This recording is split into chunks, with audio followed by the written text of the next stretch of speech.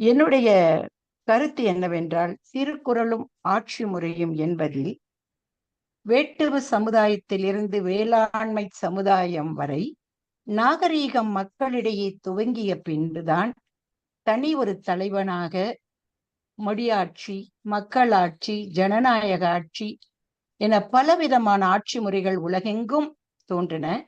ஏன் உலகத்தில் திருக்குறளை மற்றும் நாம் பொதுமறையாக பேசுகிறோம் என்றால், இன்று வரை திருக்குறளில் பல மொழிகளில் மொழிபெயர்க்கப்பட்டு வந்தாலும் இது இந்த நாட்டிற்குத்தான் பொருந்தும் என்ற நியதி இல்லாமல் அது எல்லா நாட்டிற்கும் எக்காலத்தும் பொருந்துகின்ற வகையில் அவை அறம், பொருள், இன்பம், வீடு என்ற எல்லாவற்றையும் மக்களுக்கு போதித்து வருவதனால் இந்த உலக திருமுறையாம் திருக்குறளில் உள்ள ஆட்சி முறைகள் நிறைய எல்லோருக்கும் அந்த காலத்திலிருந்து இன்று வரை அன்போதிருந்த ஆண்டு வந்த மன்னர்கள் எல்லோருமே பொற்கால ஆட்சியாக வாழ்ந்து வந்தார்கள்.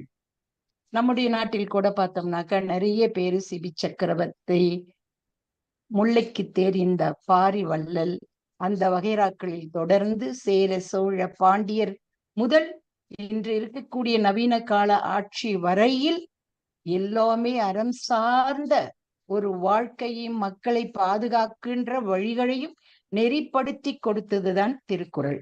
அந்த வகையில் நான் ஒரு சில குறள்களை மட்டும் எடுத்துக்காட்டாக சொல்லி இந்த குறுகிய காலத்திற்குள் என் உரையை உங்களுக்கு கொண்டு சொல்வேன் என்று நம்புகிறேன்.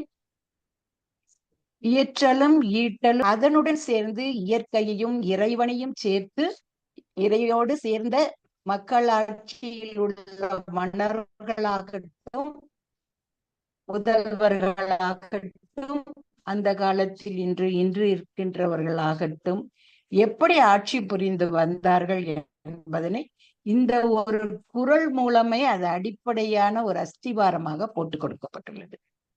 அதில் பார்த்தோம்னா இயற்றல், இயற்கை வேண்டும், இறைவன் வேண்டும், காலத்தில் உரிய மழை மும்மாறி வேண்டும், மக்களுடைய வேண்டும்,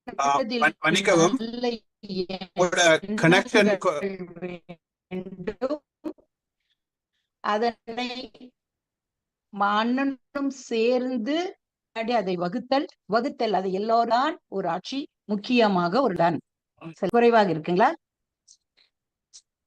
ஹலோ, உங்களோட கனெக்ஷன் தடைப்பட்டு வருது. உங்களோட வைஃபை கனெக்ஷன் இருக்கா பாக்குறீங்களா? பாக்குறேங்க சார், பாக்குறேங்க சார். குறைவா இல்ல வைஃபை.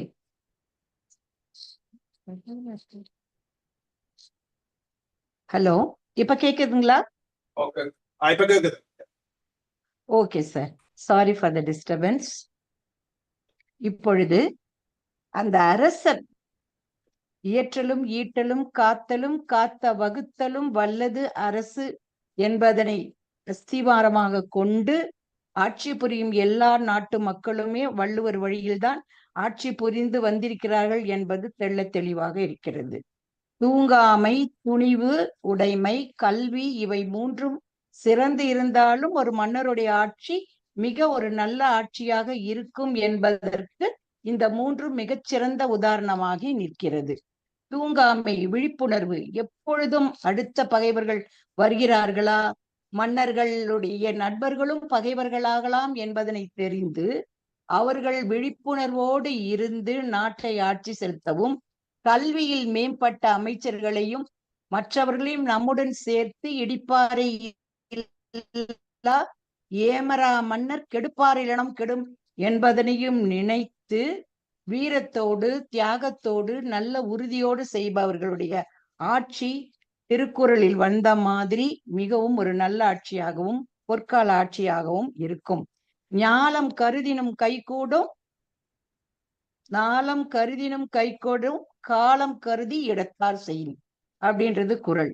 எந்த ஒரு போராகட்டும், ஒரு விவசாயமாகட்டும், வேளாண்மையாகட்டும், கல்வியாகட்டும், டெக்னாலஜி ஆகட்டும், அது எதுவாக இருந்தாலும் அதனுடைய நேரம் காலம் கருதி செய்யும் பொழுது அது மிகவும் சிறப்புடையதாக அமையும் என்பதில் எந்த விதமான சந்தேகமும் இல்லை. அன்றிலிருந்து இன்றைக்கு வரைக்கும் நம்மளுடைய மில்லினியம் ஆஃப் த இயர், நூற்றாண்டுக்கு ஒரு முறை தேர்ந்தெடுக்கப்பட்ட, இந்த ஆண்டு தேர்ந்தெடுக்கப்பட்ட நம்முடைய மன்னர் காலத்தில் இல்லாத காமராஜர் அவர்கள் படிப்பறிவு இல்லாத பொழுதும் தான் தன்னுடைய படிப்பினை மறந்து படிக்காத காரணத்தினால் 6000 கல்வி சாலைகளை மூடியிருந்ததை மீண்டும் திறந்து கல்வி கட்டணமின்றி மதிய உணவு வழங்கி அனைவருக்கும் கல்வி கண்ணை கொடுத்தவர் அவர்தான். மேலும் மக்களுக்கு அந்த கல்லூரிகளில் மாலை கல்லூரி என்பதனை அவசியம் தேவை என்பதனையும் கொண்டு வந்து கொடுத்தவர் இந்த காமராஜ் அவர்கள்தான். அவர்களுடைய ஆட்சி நல்லாட்சியாக இருந்ததினாலதான் நூற்றாண்டுக்கு ஒரு முறை தேர்ந்தெடுக்கப்படும் மேன் ஆஃப் த மில்லினியம் என்ற அமெரிக்கனுடைய அவார்ட்ஸ் நம்முடைய படிப்பே அறிவில்லாத ஒரு நல்லாட்சி கொடுத்த காமராஜர் அவர்களுக்கு கொடுத்திருப்பதன் காரணம் என்னவென்றால், அவர் திருக்குறளில் படிக்காத பொழுதும் அதன் மாதிரியான ஒரு நல்ல வாழ்க்கையை அவர் எல்லாருக்கும் மக்களுக்கும் தாராளமாக கொடுத்ததினால்தான் இந்த இது செம்மையாக இன்றும் நடைபெற்றுள்ளது. இதனைத்தான் கல்வி கூட ரொம்ப அதிகமாக வேண்டும் என்பதற்காக கண்ணுடையர் என்பவர் கற்றோர் முகத்திரண்டு புண்ணுடையர் என்பவர் கல்லாதவர் என்றும் நம்முடைய வள்ளுவர் கூறியிருக்கிறார். கேடில் விழிச்செல்வம் கல்வி ஒருவருக்கு மாடல்ல மற்ற பிற என்பதனாலும் கல்வியினுடைய மேன்மையை நாம் தெரிந்து கொள்வோம். சின்ன ஒரு பாட்டு தான், அது எவ்வளோடைய தூங்காமை அப்படின்றத சென்ற 50 ஆண்டுகளுக்கு முன்பு இருந்தும் இன்று வரைக்கும் பலராலும் பேசப்படுகின்ற ஒரு பாட்டு. தூங்காதே தம்பி தூங்காதே, நல்ல பொழுதையெல்லாம் தூங்கி கழித்து வீணாக்காதே அப்படின்ற அந்த ஒரு பாட்டின் மூலமாகவும் நமக்கு இந்த வள்ளுவருடைய ஆட்சி முறையில் அவர் கூறியது இன்றளவும் பின்பற்று வருகின்றது.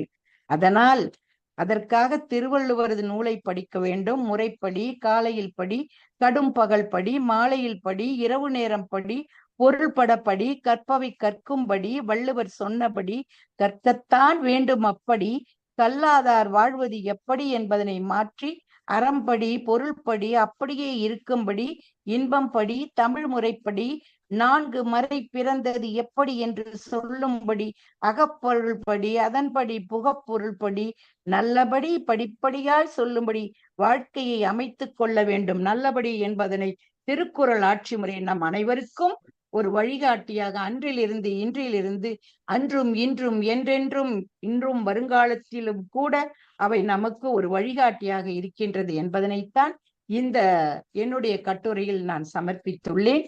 காலம் கருதி, நேரம் கருதி, டைம் மேனேஜ்மெண்டின் கருதி நான் இந்த என்னுடைய சிறிய ஆய்வினை இத்துடன் முடித்துக் கொள்கிறேன். நன்றி, வணக்கம். நன்றி. நீங்கள் உங்களுக்கு ஒதுக்கப்பட்ட நேரத்துக்கு முன்பாகவே முடித்து விட்டீர்கள். எனவே கலந்துரையாடலுக்கு எனக்கு நேரம் யாருக்காவது கேள்விகள் கட்டுரைகள் சொல்ல வேண்டும் என்று சொன்னால் இதுதான் வாய்ப்பு.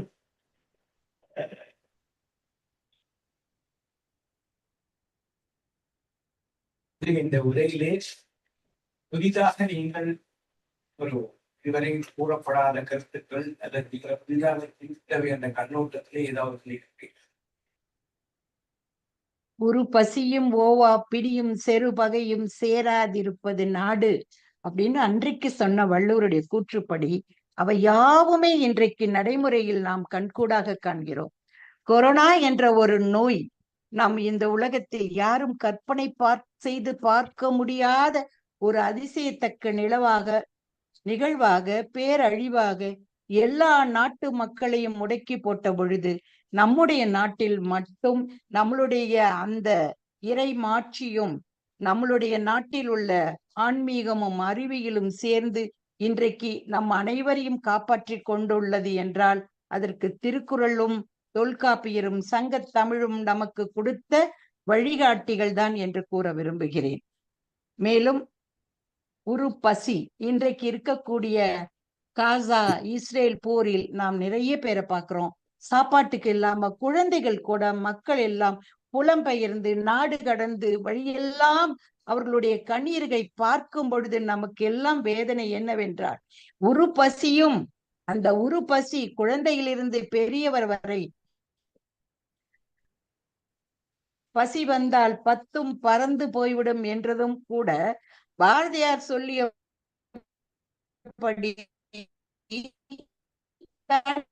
ஒருவனுக்கு உணவில்லை எனில் ஜெகத்தினை அழித்து, இன்றைக்கு உலகம் முழுக்க எல்லோரும் வேண்டும். அதையும் வள்ளுவர் வழியில் நாம் கடைபிடித்தால் நிச்சயம்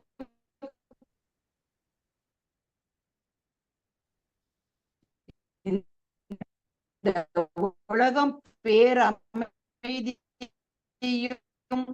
பெரும் இன்பத்தையும் வயிற்று பசி என்ற நோயையும் தாண்டி வளர முடியும் என்பது என்னுடைய கருத்து.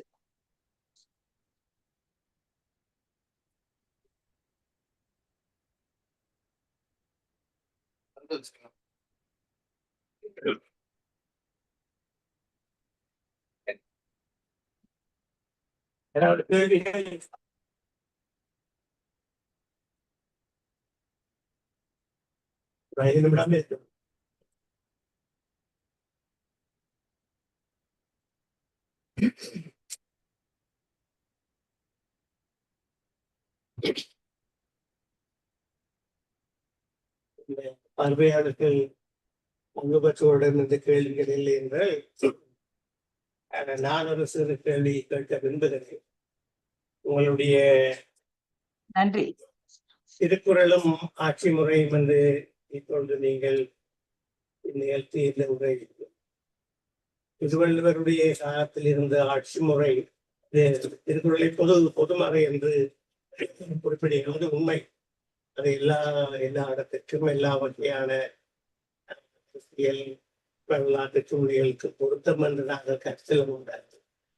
முந்தைய காலத்துல இருந்த இந்த நிலப்பிரபுத்துவ அரச மகராட்சிகளுக்கு பற்றி அவர் எழுதினது எப்படி இந்த நவீன கால ஜனநாயக சமூகங்களுக்கும் அந்த அரசியல் முறைக்கும் நாங்கள் தோன்றி பார்ப்பது சாத்தியமாக. இன்றைக்கு எதுவும் சாத்தியம்தான். ஏனால் மக்களால் மனிதனால் முடியாதது என்று எதுவும் இல்லை. நாம் எப்பொழுது இங்கு முடியாது என்று ஒருவர் நினைத்து கொண்டிருக்கும் பொழுது எங்கோ ஒரு மூலையில் யாரோ ஒருவர் அதனை சாதித்து கொண்டுதான் இருக்கின்றார். அதற்கு எல்லாமே மூல காரணம் என்னவென்றால், சுயநலமாக இருப்பதை தவிர்த்து எல்லோரும் ஒன்றுபட வேண்டும். எல்லோரும் மனிதர்கள் தான். எல்லோருக்குள்ளேயும் இருக்கக்கூடிய அடிப்படை தேவைகள் நிறைவேற்ற வேண்டும். மெயினா இந்த உலகத்துல அமைதி வேண்டும் என்பதற்காக சுய பரிசோதனையாக ஆன்மீக வழியிலையும் அற வழியிலையும் அதே சமயத்தில் அறிவியலும் சேர்ந்து இருந்தால் அது நிச்சயம் நன்றாக நடக்கும். அதாவது இன்றைக்கு இளைஞர்கள் என்பது பாத்தீங்கன்னாக்கா நிரப்பிக் கொண்டிருக்கின்ற பேனா. ஆனால் முதியோர்கள் என்பது அவர்களுக்கு அனுபவமும் அறிவும் இருந்தும் ஆனால் அவர்களுக்கு மையில்லாத பேனா எழுத தெரியும். எனர்ஜி பிளஸ் இளைஞர்களிடம் இருக்கக்கூடிய எனர்ஜியும் முதியோர்களிடம் இருக்கக்கூடிய அனுபவம் எக்ஸ்பீரியன்ஸையும் சேர்த்தால் we will create wonders. Nothing is impossible in this world. எதையும் சாதிக்க முடியும். விண்வெளியிலிருந்து பூமியிலிருந்து எல்லாமே நம்மளுடைய எண்ணம் போல்தான் வாழ்க்கை. வெள்ளத்தனைய மலர் நீட்டம் மாந்திரதம் உள்ளத்தனையது உயர்வு. மனதுக்கண் மாசு இளநாதல் அனைத்து அரண் ஆகுல நீரவரன் வள்ளுவர் சொல்லியிருக்காரு. இந்த மனசை மட்டும் நல்லபடியா பாத்துக்கோங்க. மனசாட்சி இருக்க மறுசாட்சி நமக்கு எதற்கு? மனம் அது செம்மையானால் மந்திரங்கள் கூட ஜெபிக்க வேண்டியதில்லை. அறம் செய்ய விரும்பு என்று சொன்னால் அவ்வை. ஆனால் வள்ளுவர் சொல்லியிருப்பது என்னவென்றால், அறமே செய்ய வேண்டியதில்லை. மனதுக்கண் மாசு இளநாதல். நீ உன் மனசை மட்டும் நல்லா பார்த்துக்கோ. வெள்ளத்தனையது மலர் நீட்டம் மாந்தர்தம் உள்ளத்தனையது உயர்வுன்னு சொல்லியிருக்காங்க. சோ இதுல நம்ம எண்ணங்கள் மட்டும் தூய்மையாக சுயநலம் இல்லாமல் எல்லோருக்கும் யாம் பெற்ற இன்பம் பெருக இவ்வையகம் என்று பாரதியர் வழியால் அச்சமில்லை அச்சமில்லை அச்சம் என்பதில்லையே உச்சி மீது வானிடிந்து வீழ்ந்திட்ட போதிலும் அச்சமில்லை அச்சமில்லை அச்சம் என்பதில்லை என்ற அந்த துணிவுடன் கல்வி அறிவும் தொடர்ந்து நாம் அப்டேட் ஆக இருந்தால் அவுட்டேட் ஆகாமல் நம்முடைய வாழ்க்கை மட்டுமன்றி நம்மை சார்ந்தவர்களுடைய வாழ்க்கையும் இந்த உலகமே ஒரு நாள் அன்பும் அமைதியும் அறனும் கொண்ட வாழ்க்கையை அனைவருக்கும் தரும் என்பது திருக்குறளில் திருவள்ளுவர் கொடுத்த உறுதிமொழியாகும் என்பதனால் இது நிச்சயம் சாத்தியமாகும் என்பதுதான் என்னுடைய கருத்து. மிக்க நன்றி, மிக்க நன்றி. உரையாடலிடம் செல்வதற்கு முன்னால் உங்களுடைய ஆய்வு கட்டுரையை பற்றிய ஒரு சிறு கருத்து, அதை நீங்கள் கவனம் கொள்ள வேண்டும் என்று விரும்புகின்றேன். அது என்னவென்றால், ஆட்சி முறை வேறு, அரசு வேறு. உங்களுடைய வலுவரை பற்றி நீங்கள் பேசிய இந்த இதுல ஆட்சி முறையையும் அரசையும் வித்தியாசப்படுத்தி காட்டுவோம். அரசு என்பது அரசியல் விஞ்ஞானத்திலும் சமூக விஞ்ஞானத்திலே நாங்கள் ஸ்டேட் என்று சொல்றோம். ஆட்சி முறை என்பது கவர்னன்ஸ். வலுவர் இரண்டையும் பற்றி தனித்தனி எழுதியிருக்க. நீங்க அந்த பிரிப்பை உங்களுடைய கட்டுரையில கொண்டு வரணும். அப்படி கொண்டு வந்தால்தான் இந்த கட்டுரை கொஞ்சம் தெளிவாக என்பது என்னுடைய ஒரு படிவான கருத்து. நாங்கள் அடுத்த பேச்சாளரிடம் செல்வோம். நன்றிங்க, உங்களுடைய அறிவுரைக்கு நன்றி. அடுத்த நன்றி நன்றி. அடுத்த உரையாடல் திருமதி முருகேஸ்வரி அவர்கள். அவர் திருக்குறளும் புறநானூறும் உணர்த்தும் அரசாட்சி என்ற தலைப்பில் உரையாற்றியிருக்கிறார். அவருடைய தலைப்பில இங்க திருக்குறள் மற்றும் புறநானூறு உணர்த்தும் அரசாட்சி என்று போடப்பட்டிருக்கிறது. அதுல நம்ம மற்றும் வர முடியாது. அது தமிழ் உரைநடை வழக்குக்கு சரியில்லை. நாங்கள் உண்மைதான் சேர்க்கணும். அப்படி என்றால் திருக்குறளும் புறநானூறும் உணர்த்தும் அரசாட்சி என்றுதான் அது இருக்க வேணும் என்று சொல்லிக்கொள்ள விரும்புகின்றேன். அடுத்ததாக திருமதி முருகேஸ்வரி அவருடைய கட்டுரையை அனைவருக்கும் வணக்கம். நான் இவ்வாய்விற்கு எடுத்துக்கொண்ட தலைப்பு திருக்குறள் மற்றும் புறநானூறு உணர்த்தும் அரசாட்சி.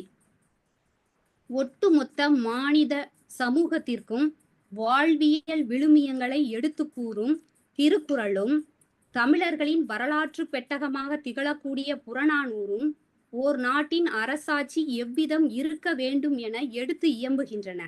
மேலும் ஓர் ஆட்சியாளனின் ஆட்சி முறை, கடமை, கல்வி செல்வத்தின் மீதான பாங்கு மற்றும்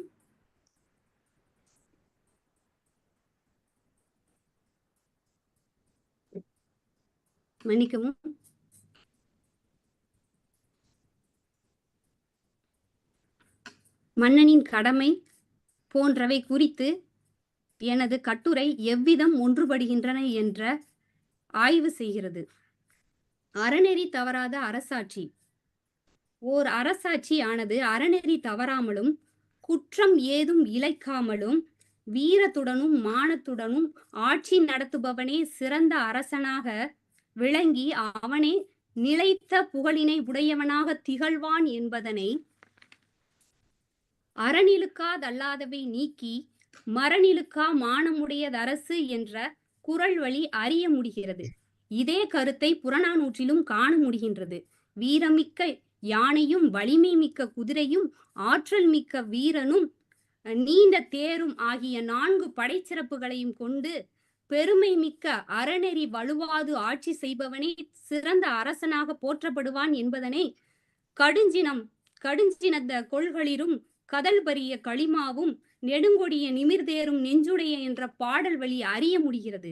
மேலும் அறநெறிக்கு முதன்மையான இடத்தை கொடுத்து ஆட்சி புரிவதே நல்ல அரசாட்சிக்கு அழகு என்றும் வள்ளுவமும் புறநானூறும் ஒருமித்த கருத்தினை கூறி செல்கின்றன. கல்வி செல்வத்தை போற்றும் பாங்கு. வள்ளுவமானது கல்வி அறிவியின் பெருமையினை உலகிற்கு அறிய செய்வதே ஓர் மன்னனின் முக்கிய கடமையாகும் என்றும், கல்வி அறிவால் தான் பெற்ற அறிவை உலக மக்கள் பெற்று சிறந்த வாழ்வையும் பயனையும் மகிழ்வையும் அடைவதைக் கண்டு மன்னன் மேலும் அத்தகைய கல்வியை பெற விரும்புவான் என்பதனை தாமின் புருவது உலகின் புறக்கண்டு காமுருவர் கற்றறிந்தார் என்ற குறள் வழியாக வள்ளுவர் உணர்த்துகிறார். மேலும் இதே கருத்தை புறநானூற்று பாடலும் என் குடும்பத்தினரும் நாட்டினரும் அரசனும் கற்றோனாகவும் நல்லவனாகவும் இருப்பதினால் எனக்கு எந்த கவலையும் இல்லை என்பதனையும் அதனால் எனக்கு தலையும் நரைக்கவில்லை என்பதனை யாண்டு பலவாக நரையில வாகுதல் யாங்கு ஆகியரென வினவுதராயின் என்ற புறநானூற்று பாடல் வழியாக நாம் அறிய முடிகிறது. மேலும் கல்வி கற்கும் முறையை உற்றலி உதவியும் உருப்பொருள் கொடுத்தும் பிச்சை நிலை முனியாது கற்றல் நன்றி என்ற புறநானூற்று பாடலில் மிகுதியான செல்வத்தை கொடுத்து பணிவுடன் கற்க வேண்டும் என்று இப்புறநானூற்று பாடல் கூறுகிறது. மேலும் ஒரு தாயின் வயிற்றில் பிறந்தவராக இருப்பினும் அவன் கல்வியின் சிறப்பால் தாயின் மனமும் வேறுபடும் என்பதனை பிறப்போரன்ன உடன் வயிற்று உள்ளும் சிறப்பின் பாலால் தாயும் மனமும் திரியும் என்று புறநானூற்று பாடலில் குறிப்பிடப்படுகிறது. ஒரு குடும்பத்தில் பிறந்த மூத்தோனை வருக என்று அழையாது அவனில் அறிவுடையவனையே வருக என்று அழைத்து அவன் கருத்துப்படியே அரசு நடைபெறும் என்றும் 4 பிரிவுகளில் கீழ்பிரிவு சார்ந்த ஒருவனையே கல்வியில் வல்லோனாயின் என்றும் மேல் பிரிவு சார்ந்த ஒருவன் அவனிடம் சென்று கல்வி கற்பான் என்பதனையும் ஒருகுடி பிறந்த பல்லோருள்ளும் மூத்தோன் வருக என்று எண்ணாது என்ற பாடலின் வரிகள் கல்வி செல்வத்தின் இன்றியமையாமையை தெளிவாக உணர்த்துகின்றன. மக்களுக்கு இறை என்று வைக்கப்படும் மன்னவன் நீதி வழி நடந்தும் நேர்வை தவறாமல் தன் குடிமக்களை காத்து வளர்க்கும் மன்னனையே மக்களின் தலைவன் என்று மதித்து போற்றுவார்கள் என்பதனை முறை செய்து காப்பாற்றும் மன்னவன் மக்கட்கு இறை என்று வைக்கப்படும் என்று குறட்பாவின் மூலம் வள்ளுவர் உலகிற்கு உணர்த்துகிறார். மேலும் இதே கருத்தினையே புறநானூற்றிலும் நடுவு நிலைமை தவறாமல் நீதி வழங்கி முறை செய்து மக்களை காப்பாற்றுபவனே ஒரு சிறந்த மன்னனாகவும் தெய்வத்தன்மை கொண்டவனாகவும் போற்றி பாதுகாக்கப்படும் என்பதனை நமர் என கோல் கோடாது பிறர் என குணம் கொள்ளாது ஞாயிற்றன்ன வெண்பிரல் ஆண்மை புலிப்புறங்காக்கும் குருளை போல மெழுவின் செங்கோல் போன்ற புறநானூற்று பாடல்களின் மூலம் நம்மால் அறிய முடிகிறது. மன்னனின் கடமை. ஒரு நாட்டு மன்னன் தன் நாட்டையும் தன் நாட்டு மக்களையும் ஒரு தாய் தன் குழந்தையை பாதுகாப்பதை போல பேணி பாதுகாக்க வேண்டும் என்று குளவி கொள்பவரின் ஓம்புமதி அளிதோ தானே அது பெறல் அருங்குரத்தே என்னும் பாடல் வரிகள் உணர்த்துகின்றன. திருவள்ளுவரும் இதே கருத்தினையே குடித்தளி கோலொச்சும் மாநில மன்னன் அடித்தளி நிற்கும் உலகு என்ற குறள் வழியாக தெளிவாக உணர்த்துகிறார். குற்றம் நீங்கள் அரசு தவறு செய்கிறது அல்லது மக்கள் தவறு செய்கிறார்களா என்றால் திருவள்ளுவரின் ஆராய்ச்சியே ஒரு தனி போக்காக அமைகின்றது. பழங்காலம் தொட்டு இயற்கை கெட்டால் மழை பொய்த்தால் அரசைத்தான் குறை கூறுவார்கள். மேலும் அறம் இருக்காது, மக்களிடம் நம்பிக்கையும் இருக்காது என்பதே இதன் கருத்து. ஆக அரசின் பேரில் இவ்வளவு நம்பிக்கை இருந்ததற்கான காரணம் என்னவென்றால் எல்லா விதமான அதிகாரங்களும் அரசிற்கு இருந்தது என்பதனை உறுதி செய்கின்றது. மேலும் ஓர் மலையின் மீது ஏற்றி வைக்கப்பட்ட விளக்கானது அரசை போன்றது. அவ்விளக்கு அணைந்தால் அந்நாட்டு மக்கள் மிகுந்த அல்லல் படுவார்கள் என்பதனாலேதான் அரசனுக்குரிய ஒழுக்கத்திலேயே திருவள்ளுவர் அதிகமான நம்பிக்கை வைத்திருந்தது புலனாகின்றது. தன் குற்றம் நீங்கி பிறர் குற்றம் காண்கிற்பின் என் குற்றம் ஆகும் இறைக்கு என்ற குறள் வழியை விளக்குகிறார் வள்ளுவர். இதனையே புறநானூற்றில் எப்பொழுதும் நாட்டில் நடக்கின்ற குற்றங்களுக்கு தன்னுடைய அரசு அல்லது தன்னுடைய சார்பாக நடக்கிறதா என்பதை ஆராய்ந்து பார்க்க வேண்டும் என்பதனை வேந்தனும் அல்லவை செய்யான் என்ற புறநானூற்று பாடல் வழியாக அறிய முடிகிறது. நெல்லும் உயிரென்றே நீரும் உயிரென்றே மன்னன் உயிர்த்தே மலர்தலை உலகம் என்ற புறநானூற்று பாடல் மக்களை காக்க வேண்டிய மகத்தான கடமை மன்னனுக்கு உள்ளது என்பதனை தெளிவாக உணர்த்தி செல்கின்றது. நிலம் சார்ந்த பொதுமை கோட்பாடு. மன்னன் மக்களுக்கு தேவையான நிலங்களை தம்முடைய விருப்பம் போல வழங்கி வந்ததாலும் அவ்வாறு வழங்கி வந்த நிலத்தை அவன் பொதுவென கூறிக்கொள்வதை தாங்கிக் கொள்ள மாட்டான் என்றும் அவை அரசுக்கு சொந்தமான உடைமையாகவே கருதுவான் என்பதனையும் நிலம் பொதுவென பொறான் என்ற புறநானூற்று பாடல் வழியாக நம்மால் அறிய முடிகிறது. மேலும் இதனையே திருவள்ளுவர் உள்ளம் உடைமை பொருளுடைமை நில்லாது நீங்கிவிடும் என்ற குறளின் வழியாக கூறுகிறார். அதாவது உடைமை என்று கூறும்போது ஊக்கம் உடைமையை தவிர மற்ற ஏனைய காணி, நிலம் போன்றவை உடைமை இல்லை என்று கூறுகிறார். அறனின் சிறப்பு. திருவள்ளுவர் அறனியல் என்ற அதிகாரத்தில் அறனின் சிறப்பு பற்றி கூறும்போது, ஆற்றுபவர்க்கும் அரண் பொருள், அஞ்சிதர் போற்றுபவர்க்கும் பொருள் என்று கூறுகிறார்.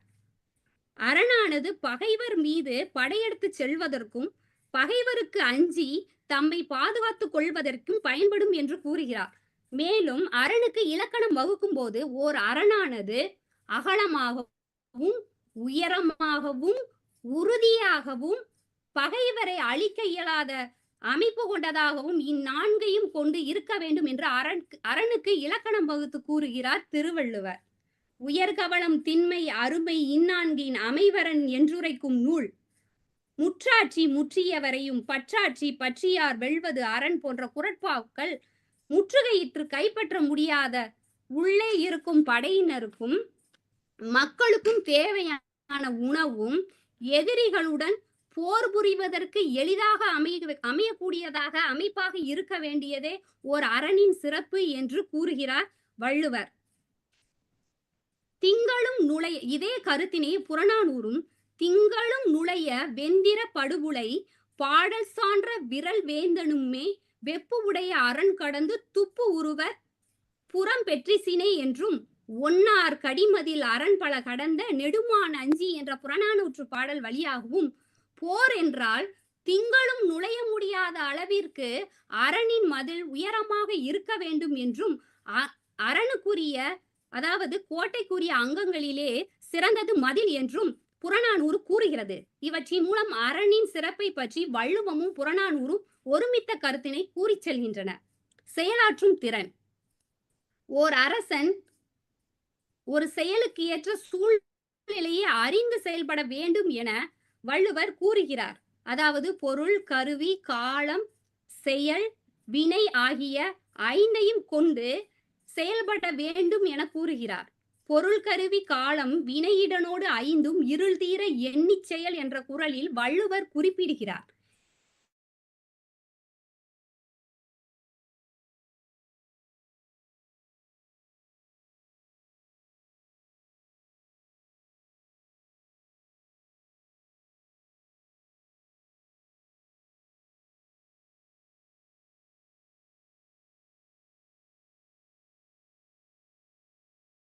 This Recording is in the progress. normal, so you cannot, and she lives in oblivion to ideas like free will. She's never given a choice, and moreover, towards the end of the play, Miranda is actually bartered as if she's a property that is owned by Prospero.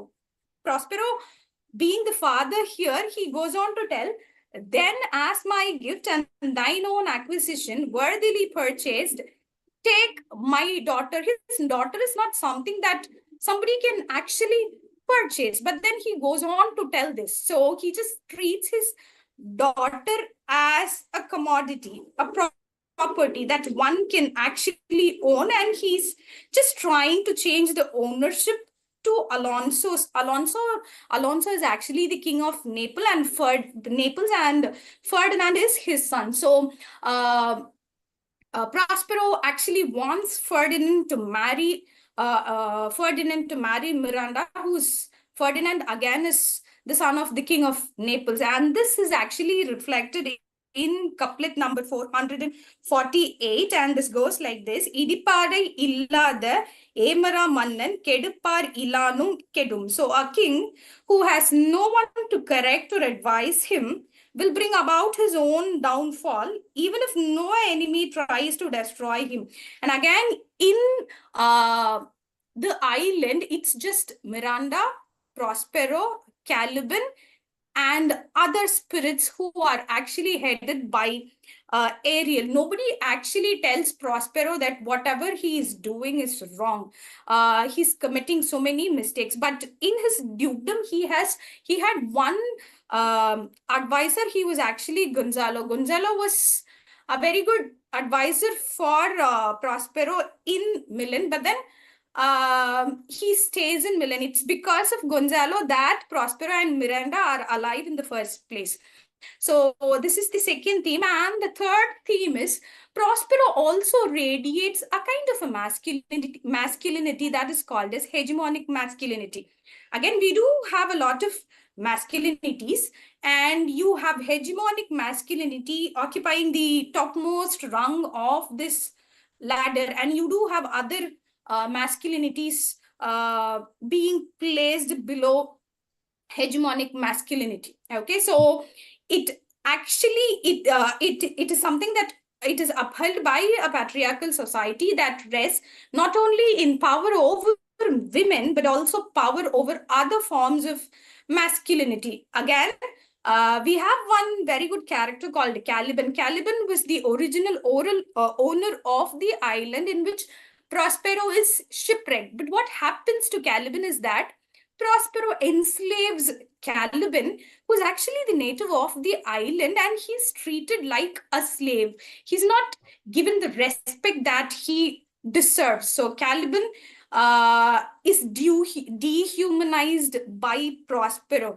And he goes on to tell this, "Thou most lying slave, whom stripes may move, not kindness." So he is trying to tell us that Caliban, it deserves only punishment. Okay, he doesn't deserve kindness. So this is where we get to see Prospero radiating hegemonic masculinity.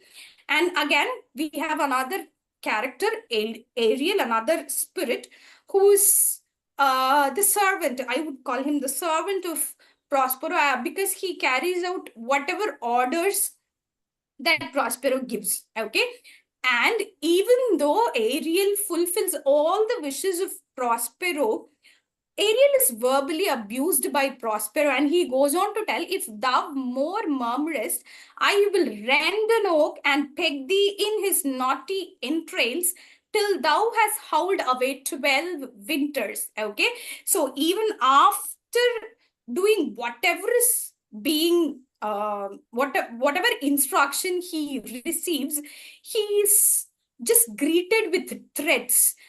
But towards the end of the play, we get to see the evolution happening. So Prospero becomes 2 minutes more. all kind. He's merciful. Thank you, sir. He becomes merciful, and then he actually he just frees Ariel and forgives everyone. And this is actually reflected in the two couplets that I have given here, couplet number 390 and 546. So it goes like this: "Kodayali Sengol Kudiyom Pol Nangum Udayanam Vender Koli." And it translates to the best attributes that a king must possess is benevolence, rectitude, and care for his people. So in nowhere in the first few acts of the play would you be able to see Prospero being a very benevolent king who actually takes care of his people. So in the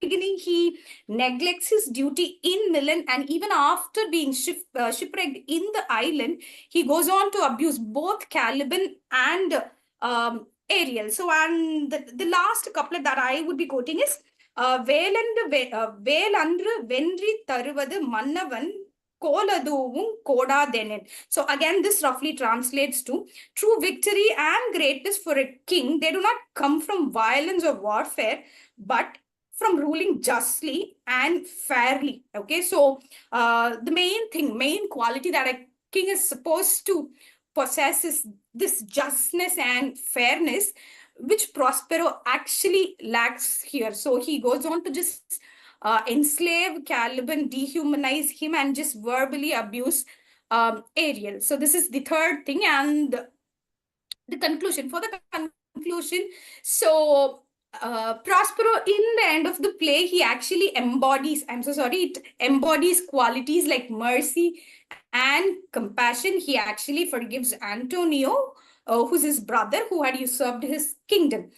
And again, the Tempest dramatizes Prospero's journey from violating Tirukural's ideals of kingship to slowly embracing them. So in the beginning of the play, you have Prospero who behaves like a dictator, who behaves like a tyrant. But then towards the end of the play, he just undergoes a drastic transformation and he starts embodying virtues like mercy and forgiveness. And to justify these things, I've given a few quotations. And towards the end of the play, he goes on to tell this: but this rough magic I here abjure.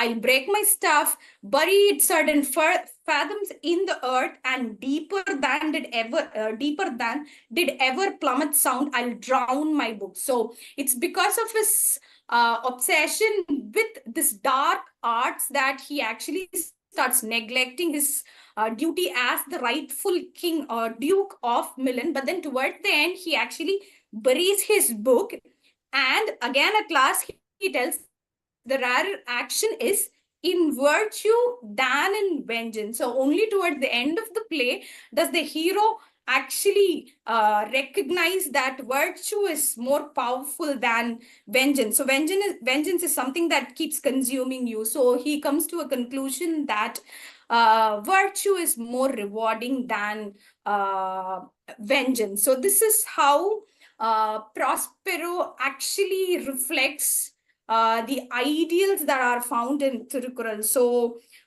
unmaking of the Prospero would actually mean he is actually a hegemonic ruler. He embodies this hegemonic masculinity. He neglects his duty. But towards the end, we see the making of Prospero. He becomes a merciful king, like as told in Tirukural. Thank you so much for the opportunity. Thank you so much. Thank you. Your question answers. But here, we'll have question answers at the end, isn't it? At the Minus கொடுக்கலாம் இதுல இருந்தா after 6 minus கொடுக்கலாம் அதுலயே. Okay. So you'll have 5 more minutes for questions and comments from the audience. So thank you very much for this special effort we made to bring in, to interpret or to understand.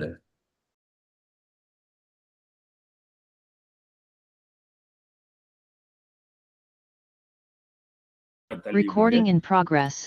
அடுத்தது சமூக நல்லிணக்கம் மற்றும் சமத்துவம். இந்த கருத்துக்கள் அதிகமாக திருக்குறள் இருக்கின்றன. அதை போலவே இஸ்லாம் இந்த திருக்குரான் இருக்கின்ற காரணத்தினால்தான் உலகமெங்கும் ஒரு பரவிய சமயம், பெரிய சமயமாக இந்த இஸ்லாம் விளங்குகிறது என்பதை நாம் புரிந்து கொள்ள முடியும். ஆக இந்த இரு நூல்களும் உலக பொதுமறைகள், மனித குலத்திற்கு காலங்கடந்த வழிகாட்டிகள், சமூக நல்லிணக்கம், சமத்துவம், அன்பு ஆகியவற்றை வலியுறுத்துகின்றன. மேலும் இவற்றின் மூலமாக இங்கே வாழக்கூடிய மனிதர்கள் மனித வாழ்வை செம்மைப்படுத்துகின்றனர் என்பது அனைவரும் அறிந்த ஒன்று. இதிலே இந்த திருக்குறளிலும் குரானிலும் பல ஒற்றுமைகள் இருக்கின்றன, சில வேறுபாடுகளும் இருக்கின்றன. நான் எடுத்துக்கொண்ட இந்த 9 கருதுகோளிலே அன்பு, நீதி, பொறுமை, ஈகை, கல்வி, சமத்துவம் ஆகியவையெல்லாம் ஒற்றுமையாக உள்ளன. இறை கோட்பாட்டிலே திருக்குறள் ஒரு கருத்து வைக்கிறது, ஆனால் திருக்குரான் இறைவன் ஒருவனே என்ற கருத்தை வைக்கின்றது. வாய்மை என்பது சில வேறுபாட்டோடு திருக்குறளிலும் திருக்குரானோடும் இருக்கின்றது. அதை போல விதி மற்றும் ஊழ்வினை இது போன்ற கருத்துக்களை எல்லாம் திருக்குறள் ஒருவாறாகவும் குரான் ஒருவாறாகவும் சொல்கின்றது. இப்படி இந்த இருபெரு இலக்கியங்களும் செய்திகளும் பல்வேறு மக்களால் காலகாலமாக போற்றப்பட்டு மனித வாழ்க்கையை பண்பாடு செய்வதற்காக, நன்றாக மனித வாழ்வை செம்மைப்படுத்துவதற்காக இந்த தமிழ் இலக்கியமும் இந்த அரபி மொழியில் எழுதப்பட்ட திருக்குரானும் நன்றாக பயன்பட்டு வருகின்றது. அவற்றை உங்களிடையே சொல்வதற்கு வாய்ப்பு ஏற்படுத்தி கொடுத்த இந்த மன்றத்திற்கு என்னுடைய நெஞ்சார்ந்த நன்றிகளை தெரிவித்து உங்களிடமிருந்து விடைபெறுகிறேன். நன்றி, வணக்கம்.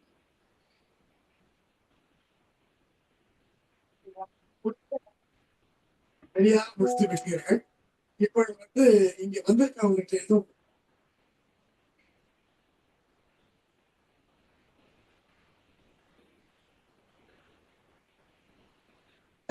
ரொம்ப அருமையா இந்த பதிவு செய்தீர்கள்.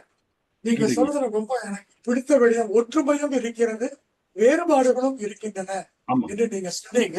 ஏன்னா நீங்க பிரசன்ட் பண்ணும்போது எழுதி வச்சது திருக்குறான் கர்ம வினை அது ஊழ்வினையை பற்றி என்ன சொல்கிறது, உயிர் கொல்லாமை என்பதை வள்ளுவர் மிகவும் தெளிவாக வலியுறுத்துகிறார்.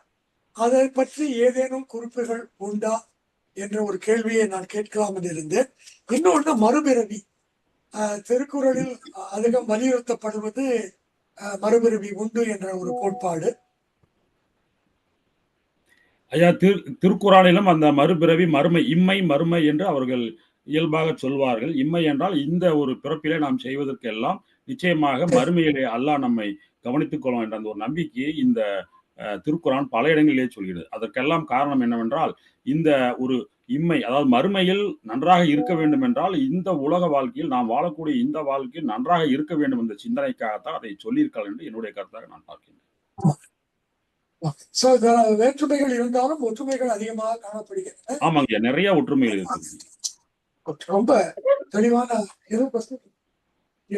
ரொம்ப நன்றி ஐயா. நன்றிங்க ஐயா. வணக்கம் ஐயா. வணக்கம். வணக்கம்.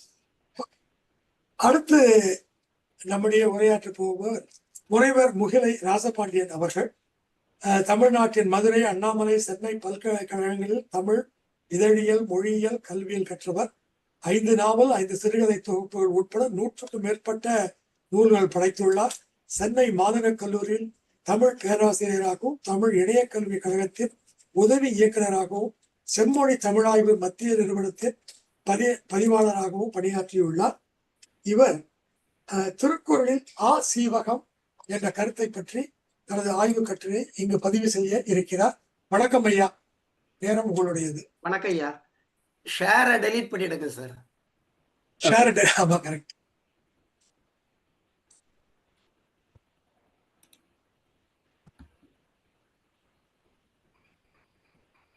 கனடா டொரண்டோ தமிழ் சங்கமும் சென்னை ஆசியவியல் நிறுவனமும் இணைந்து நடத்தும் 6வது உலக திருக்குறள் மாநாட்டில் ஆறுமுக நாவலர் அரங்கத்திற்கு தலைமை தாங்கி நடத்தி கொண்டிருக்கும் மருத்துவர் ரகுராமன் அவர்களே, மிகச்சிறந்த ஆய்வு கட்டுரைகளை படைத்த பேராசிரியர் பெருமக்களே, மேலும் படைக்க இருக்கின்ற டாக்டர் வாணி அறிவாளன் உள்ளிட்ட அறிஞர் பெருமக்களே, உங்களுக்கு பணிவான வணக்கம். திருக்குறளில் ஆசீவகம் என்பதை பற்றி என்னுடைய ஆய்வு கட்டுரையை உங்கள் முன் சமர்ப்பிக்கிறேன். முதல்ல ஆசீவகம் அப்படின்னா என்ன அப்படிங்கிறத நாம புரிஞ்சுக்கணும். ஆசு ஈவு அகம் அப்படின்னா ஆசீவகம் அப்படின்னு சொல்லுவாங்க. ஆனா ஆசீவகம் அப்படின்னு ஒரு மதம் தோன்றுவதற்கு முன்பே தமிழ்நாட்டில் இயற்கை வழிபாட்டோடு கூடிய வாழ்க்கை முறை இருந்திருக்கு. ஆசீவகத்தை மர்கலி கோசர் அப்படிங்கிறவர் தான் உருவாக்கியதாக சொல்வார்கள். அவரை மன்கலி கோசர் அப்படின்னு சொல்லுவாங்க. ஆனால் அதற்கு முன்பாகவே ஆசீவக சிந்தனைகள் தமிழ்நாட்டில் மிகவும் பெரிதாக இருந்திருக்கின்றன. இந்த ஆசீவகத்தை தெரிஞ்சுக்கிட்டதுக்காக சமணம் பௌத்தம் இரண்டையும் சிந்திக்க வேண்டி இருக்குது. சமணம் பௌத்தம் இந்த இரண்டுக்கும் முற்பட்ட மதம் ஆசீவகம். இந்த ஆசீவக சிந்தனையாளர்களை சாவகர் அப்படின்னு சொல்லுவாங்க. சிலப்பதிகாரத்துல அடைக்கல காதையில கோவலனை சாவக நோன்பி அப்படின்னு இளங்கோ சொல்லுவார். சாவக நோன்பி அப்படின்னா வெஜிடேரியன் அப்படின்னு பொருள். இந்த ஆசீவகர்கள் புலால் உணவை மறுத்து தாவர உணவை மட்டுமே உட்கொள்ளக்கூடியவர்கள். இருப்பது போகாது, இல்லாதது வராது, இது இவர்களுடைய சிந்தனை தெளிவு. இருப்பது போகாது, இல்லாதது வராது இந்த எண்ணத்தோடு பொய்யாமை, கொல்லாமை, கள்ளாமை இவற்றையெல்லாம் தங்கள் சிந்தனைகளாக வெளிப்படுத்தியவர்கள் இந்த ஆசீவகர்கள். இந்த ஆசீவகர்களை திருநாவுக்கரசர், திருஞான சம்பந்தர் போன்றோரெல்லாம் குண்டர், குணமிலர் அப்படின்னு திட்டல் மொழிகள்ல குறிப்பிட்டிருக்கிறாங்க. ஏன் அப்படின்னா, ஆசீவகர்களுக்கு சமைத்து சாப்பிடும் பழக்கம் கிடையாது. பல ஆசீவகர்கள் ஆடை அணியாமலேயே தெரிந்திருக்கிறார்கள். ஆனால் ஆண் பெண் என்ற உறவை ஏற்றுக்கொண்டவர்களாக இருந்திருக்கிறார்கள். ஏற்றுக்கொண்டாலும் இல்வாழ்க்கை நெறியை பெரும்பாலான ஆசீவகர்கள் ஏற்றுக்கொள்ளவில்லை. இந்த ஆசீவகர்கள் எந்த பொருளுக்கும் தனிப்பட்ட குணம் கிடையாது அப்படின்னு சொல்றாங்க.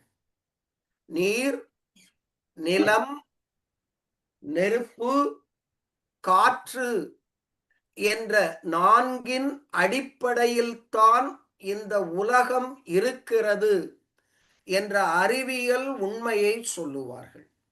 வைதீகம் விண்ணையும் சேர்த்து கொள்ளும். ஆனா 2000 ஆண்டுகளுக்கு முன்பாகவே விண் என்பது ஒரு பொருள் அல்ல என்ற தெளிவு இந்த ஆசீவகர்களுக்கு இருந்திருக்கிறது.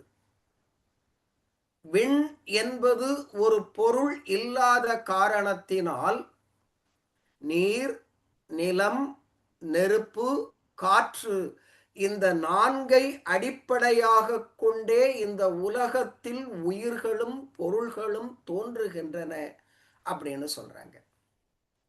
இந்த நீருக்கென்று குணம் கிடையாது, நிலத்துக்கென்று குணம் கிடையாது, காற்றுக்கென்று குணம் கிடையாது, நெருப்புக்கென்று குணம் கிடையாது அப்படிங்கிறது ஆசீவகர்களுடைய கொள்கை. இந்த இடத்துல நமக்கு ஒரு பெரிய கேள்வி வரும். நீருக்கு குளிர் என்பது இயல்பு. அந்த குளிர்ச்சி என்ற இயல்பை இல்லை என்று ஆசீவகர்கள் சொல்றாங்களா அப்படிங்கிற கேள்வி எழும். நாம புரிதலுக்காக நீர் என்று பயன்படுத்தினாலும் இது ஈரத்தன்மையை குறிக்கும். தண்ணீரை குறிக்காமல் ஈரத்தன்மையை. நெருப்பு என்பது சுட்டரிக்கும் இயல்பு கொண்டது. அப்ப அந்த தன்மையும் இல்லை அப்படிங்கிறாங்களா ஆசீவகர்கள் அப்படிங்கிற கேள்வி நமக்கு எழும். நெருப்பு என்பது இயல்பாக இருக்கக்கூடிய வெப்பத்தை குறிப்பது. இந்த ரெண்டையும் புரிஞ்சுக்கிட்டோம்னா நிலம், காற்று இந்த இரண்டுக்கும் தனித்த தன்மை இல்லை அப்படிங்கிறத உணர்ந்து கொள்வோம். மிக நுணுக்கமான சிந்தனையாளர்கள். நீருக்கு குணமில்லை, நெருப்புக்கு குணமில்லை, காற்றுக்கு குணமில்லை, நிலத்துக்கு குணமில்லை என்றால் இந்த உலகத்தில் உள்ள மனிதனுக்கும் தனிப்பட்ட குணம் இல்லை என்பதை அவர்கள் தெளிவாக குறிப்பிடுகிறார்கள். தன்னுடைய வாழ்க்கைக்காக எந்த வகையிலும் பொய் சொல்லக்கூடாது என்பதை ரொம்ப தெளிவா சொல்றாங்க. என்ன சொல்றாங்க? வெகாமை, பொய்யாமை, கள்ளாமை, கொலை செய்யாமை. வெகாமை, கள்ளாமை, கொல்லாமை, பொய்யாமை இந்த நான்கும் ஆசீவகர்களுடைய அடிப்படை அறம். இந்த அடிப்படை அறத்தை திருவள்ளுவர் அப்படியே பின்பற்றுகிறார். வெகாமை என்று ஒரு அதிகாரம் வைத்திருக்கிறார். கள்ளாமை என்ற பொருளில் வாய்மை என்று ஒரு அதிகாரம் வைத்திருக்கிறார். அதாவது பொய்யாமை என்ற பொருளில், கள்ளாமை என்று பிறன் பொருளை திருடாமையை குறிப்பிடுகிறார். கொல்லாமை என்று பிற உயிர்களை கொல்லக்கூடாது என்பதையும் ஓர் அதிகாரமாக படைத்திருக்கிறார். இப்படி ஆசீவகர்களுடைய 4 அடிப்படை கொள்கைகளையும்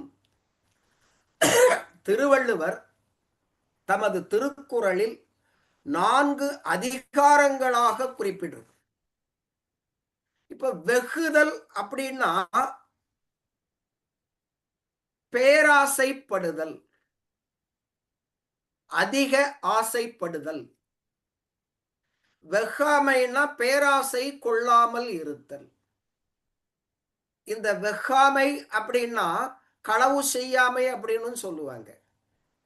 இன்னொருவனுடைய பொருளை நான் எடுத்துக்கொள்ள விரும்புவதற்கு காரணம் பேராசை. அந்த வெகாமை என்ற தலைப்பில் திருவள்ளுவர் ஓர் அதிகாரத்தை படைத்திருக்கிறார். படு பயன் வெகி, விரும்பி. படுபயன் அப்படின்னா எதன் மேல் பேராசை கொண்டிருக்கிறோமோ அதன் மூலம் கிடைக்கும் பயனை விரும்பி. படு பயன், படுனா கிடைத்தல். மீன்பாடு அப்படின்னு சொல்லுவாங்க மீனவர்கள். நல்லா மீன் பட்டிருக்கு அப்படிம்பாங்க. கன்னியாகுமரி மாவட்ட பேச்சு வழக்குல நல்லா மீன் பட்டுது இன்னைக்கு அப்படிம்பாங்க. படுபயன் வெகி, பழிப்படுவ செய்யார், பழிக்கானவற்றை செய்ய மாட்டார்கள். நடுவன்மை நாணுபவர், நேர்மை இல்லாமல் செயல்படுவதற்கு வெட்கப்படுபவர்கள், பிறன் பொருள் மேல் பேராசை கொள்ள மாட்டார்கள்.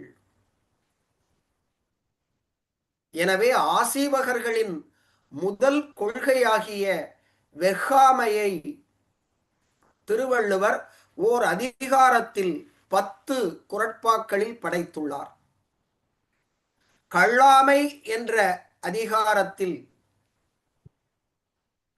ஆசீவகர்களின் களவு செய்யாமை என்ற கொள்கையை விளக்கியுள்ளார். திருவள்ளுவர் உள்ளத்தால் உள்ளலும் தீதே. நீ அடுத்த வீட்டுல போய் கொள்ளை அடிக்கணும்னு அவசியம் இல்லை. கொள்ளை அடிக்கலாம் என்று உள்ளத்தால் உள்ளலும் தீதே. பிறன் பொருளை கள்ளத்தால் கொள்வேம் எனல். களவின் மூலமா அடுத்தவன் பொருளை நாம் கைப்பற்றி விடலாம் என்று நினைப்பதே தீமை. அதனாலதான் ஆசீவகர்கள் ஆடை கூட இல்லாமல் இருந்தார்கள். கையில் ஓடு கூட வைத்துக் கொள்ள மாட்டார்கள். கையில் உணவை பெற்று உண்பார்கள். ரொம்ப எளிமையான வாழ்க்கை முறைக்கு இலக்கணம் வகுத்தவர்கள் இந்த ஆசீவகர்கள். இதுக்கு அடுத்து 3ஆவதாக ஆசீவகர்கள் சொல்லுவது பொய்யாமை. அத திருவள்ளுவர் வாய்மை அப்படின்னு சொல்றார். வாய்மை எனப்படுவது யாது? இவர் கேள்வி கேட்கிறார் திருவள்ளுவர். வாய்மை எனப்படுவது யாது எனின் என்றால் யாதொன்றும் தீமையில்லாத சொல்லல். எதியா உண்மை? பொய் சொல்லாம இருக்கிறது உண்மை. எது பொய்? உன்னுடைய பொய் பேச்சால் யாருக்கும் தீமை ஏற்படாமல் இருப்பது. அவரு வாய்மைன்னா என்னன்னு கேள்வி கேட்கிறாரு. வாய்மை எனப்படுவது யாது? உண்மைன்னு சொல்லிட்டு போனோம். அப்படி சொல்லாம யாதொன்றும் தீமை இல்லாத சொல்லல். பொய் சொல்லாம இருக்கிறது. பொய் சொன்னா பொய் சொன்னவனுக்கா தீமை? அடுத்தவனுக்கு தீமை. அதனால ரொம்ப நுணுக்கமா யாதொன்றும் தீமை இல்லாத சொல்லல் அப்படிங்கிறார். ஆக ஆசீவகர்கள் சொன்ன பொய்யாமை என்பதையும் திருவள்ளுவர் ஓர் அதிகாரத்தில் படைத்துள்ளார். அடுத்து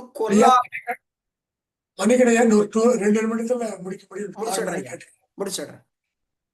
பிற உயிர்களை கொல்லுதல். சாப்பிடுறதுக்காகவும் கொல்லக்கூடாது.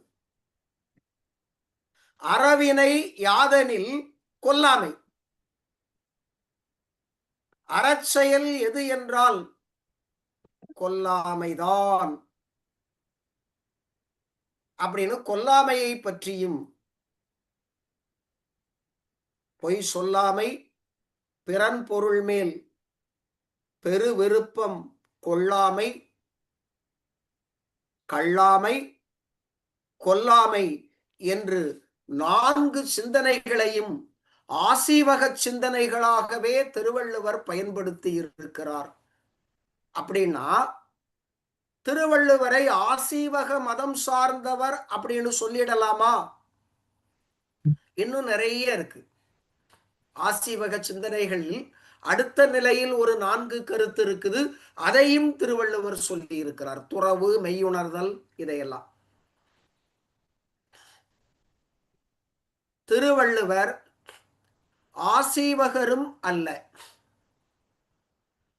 அப்போ வைதீகரா இருப்பாரோ? அவர் வைதீகரும் அல்ல. ஒருவேளை கிறிஸ்தவராயிருப்பாரோ? இயேசு கிறிஸ்து இயேசுநாதருக்கு பின்னால் தோன்றியவர். இஸ்லாத்தை சேர்ந்தவராக இருப்பார் என்றால் இல்லவே இல்லை. நபிகள் நாயகம் ஸல்லல்லாஹுவும் திருவள்ளுவருக்கு பின்னால் தோன்றியவர். சமணராக பௌத்தராக இருப்பாரா என்றால் இவை எவற்றிற்கும் அப்பாற்பட்டு கடவுள் என்ற கருத்தியலுக்கும் அப்பாற்பட்டு கடவுள் வாழ்த்து என்ற அதிகாரத்தில் மட்டும்தான் கடவுள் என்ற சொல் இடம்பெற்றிருக்கும். வேறு எந்த திருக்குறளிலும் கடவுள் என்ற சொல் வராது. தெய்வம், இறை, இந்த 2ம் தான் போற்றப்படும். தெய்வம் என்பது அவரவர் குடியை சேர்ந்த தெய்வம். அவங்கவுங்க குடும்ப தெய்வம், அது தெய்வம். இறை என்பது இறை நிலை பொது நன்மைக்காக அடைந்தவர்கள், பொது நன்மைக்காக இறைநிலை அடைந்தவர்கள். இந்த 2க்கும் அப்பாற்பட்டு கடவுள் என்ற கருத்தியலை பற்றி கவலைப்படாதவர் திருவள்ளுவர். ஆனால் கடவுள் உண்டு என்ற நம்பிக்கையாளர். எந்த மத கருத்துக்குள்ளும் புகாமல் அந்த மதத்தின் அரிய கருத்துக்களை தம்முடைய திருக்குறளில் பயன்படுத்தியுள்ளார். என்றாலும் பண்டை தமிழகத்தில் இருந்த ஆசீவக சிந்தனைகளை பெரும்பாலும் உள்ளடக்கி இருக்கிறார். இயற்கை வழிபாட்டை போற்றும் திருவள்ளுவர் ஆசீவக சிந்தனைகளை பின்பற்றிய காரணத்தினால் ஆசீவகர்களும் இயற்கை சிந்தனையாளர்கள் என்பது இந்த கட்டுரையின் முடிவு. நன்றி, வணக்கம்.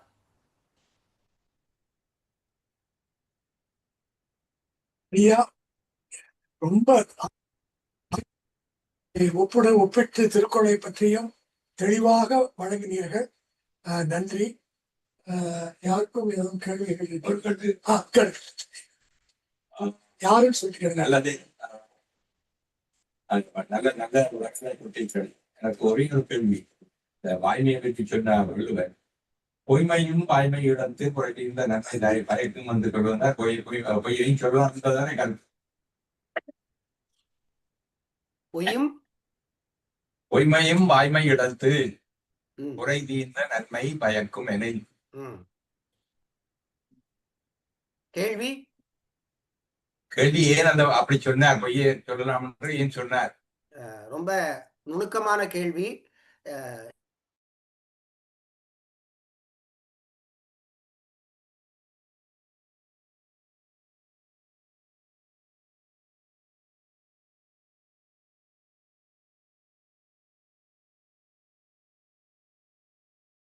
Recording in progress. Or any literature to finding that okay, we have these things in our literature or we know about this. But to me, our language. கேள்வி கேட்கலைங்க. I don't. Not clear, sir. Please. Not clear. So Okay. you can come and unmute பண்ணிட்டு பேசுங்க. இல்ல unmute பண்ணிட்டு இங்க பேசுங்க. இங்க zoom பண்றாங்க. Okay. இங்க பேசுங்க அப்படியே. நீங்க இது ரெண்டு பேசுங்க. கேள்வி கேட்கல. இப்ப கேக்குதா? இப்ப கேக்குறீங்க. கதை. ஓகே. என்னன்னா வந்து நீங்க சொன்னீங்க இப்ப வந்து You can talk in English too. I mean you were talking about planetary systems and our தமிழ்ல கேட்கல, தமிழ் தெரியும் அவருக்கு. தமிழ் ஓகே ஓகே கேக்குதா? ஏன் சொல்லுங்க. கதை. கேக்குதா இப்ப? கேக்குதுங்க. சொல்லுங்க. நீங்க வந்து you talked about planetaries and launching satellites and things like that, you know. But yes, in our language, we are all these things were made available through science and research. But only after that is done and it is become public domain, then we are going back to Tamil literature and talking, oh, we already have these things. But why all this time that we are not able to be the forefront runners of doing these things? Because if we are saying, okay, we know about all these things in a long time back, no action, no practically we didn't do anything about this. It is all myths and imaginations only, you know. Anybody can do imagination, but we do not have no documented proof that we were able to do these things in the past. Yes, sir. Thank you. Very nice, sir. This is in Nalanda University. Many foreigners came and read here. More than 10,000 departments are there. 10,000 teachers are there. Everything was wantedly abolished, vanished by British and overall the invaders to India. We are the foreigners in every department, in every sculpture, art or any art.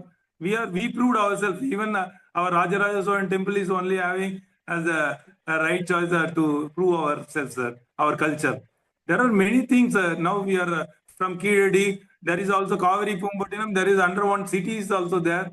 Many things are now we are founding. So we are always the forerunner for everything. Now even if we are not getting Tirukural, then we are not able to prove ourselves as the Sangam. Without Sangam literature also, we cannot prove ourselves as the older, sir. Thank you very much. I would like to add one thing. What are your question? I want to respond as well, because as you mentioned, is documentation is one of the issues that we don't have it. When the Western world come in to do these scientific discoveries and they have a different template and documentation different way, so that's what the internationally accepted issue is maybe challenging. But as you said in Kuladi and other places, Nalanda universities and everywhere, there are a lot of resources and knowledge existing there, but it's not properly documented to acceptable level to the Western world. So that was a challenge. Okay, that's fine. So you have other question? Please, one more question. வணக்கம். Can you hear me? ஐயா வணக்கங்க, கேக்குதுங்க. வணக்கம். Can you hear me? கேக்குதுங்க. Yes sir. நம்ம தமிழ்நாட்டுல வந்து திருவள்ளுவர் வந்து 2000 வருஷம் முன்னாடியே வந்து அறத்தை பத்தி நல்லா சொல்லியிருக்காரு. அப்படி இருக்கும்போது எந்த இடத்துல வந்து தமிழக சொசைட்டி வந்து அந்த அறத்தை வந்து விட்டு கொடுத்து வேற வழியில மாறியது, தடமாறியது எப்போது? தடம் ஐயோ தடத்து மாறுறது இல்லைங்க. அவருடைய சொன்ன பேச்சு ஒருத்தர் கூட கேட்கலைங்க. அவர் சொன்னது எல்லாமே 1330 குறளை சொன்ன ஒரு திருக்குறளை சொன்னவர் வந்து அப்துல் கலாம் கேட்டாருங்க. உள்ளுவதெல்லாம் உயர் உள்ளல். அவர் சொன்னதை கேட்டதுட்டு அவர் பிரசிடென்ட் ஆனார். மத்த யாரும் கேட்கல. கேட்டபடி சொன்னாலும் அதபடி வாழல. ஒரு திருக்குறளை பின்பற்றி வாழ்ந்தால் கூட போதும். நம்ம பசங்க கூட அதை சாய்ஸ்ல விட்டுறாங்க எக்ஸாம்ல. சோ தடமாறியதுக்கு காரணம் யார்? மக்களா இல்ல அரசா இல்ல எஜுகேஷன் அரசு சிஸ்டமா? தாங்க. அரசு தான் முக்கிய காரணம். ஏன் என்று கேட்டால் அரசு வந்து இதை படிக்கணும்னு முக்கியத்துவம் கொடுத்தாங்கன்னா தமிழை படிக்க வேண்டும், தமிழை சப்ஜெக்டா படிக்கணும், தமிழ் படித்தவங்களுக்கு வேலை வாய்ப்பு கொடுக்கணும், இதுதான் திட்டம் என்று சொன்னால் எல்லாரும் தமிழ் பள்ளியில தான் சேருவாங்க, அரசு பள்ளியில தான் சேருவாங்க.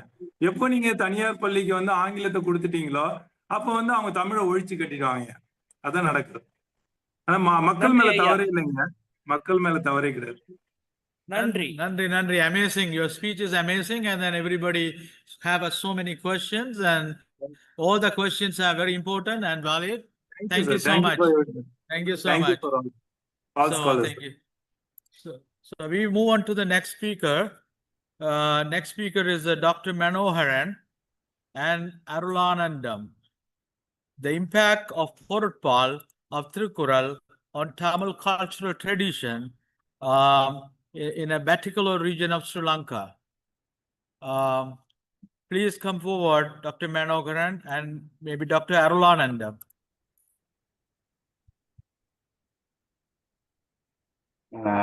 அனைவருக்கும் வணக்கம். நான் மனோகரன், விஸ்வலிங்கம் மனோகரன். என்னுடைய கோத்தர் professor K Arulanandam. He is not available at the moment, so I'm only going to do the presentation of my paper. So let me share the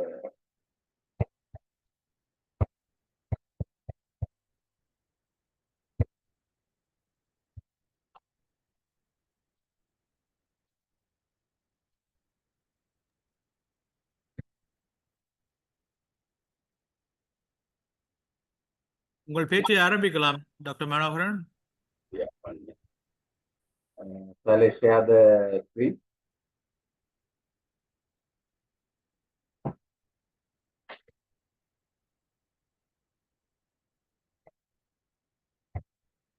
Okay. Another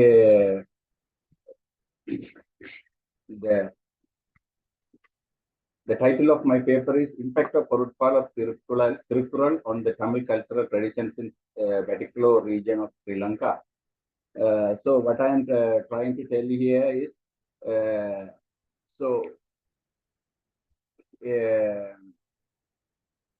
Tamil cultural traditions.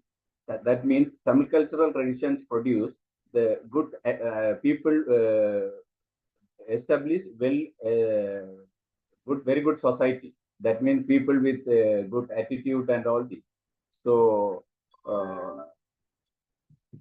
for this, to create a better society, the people should have a good attitude.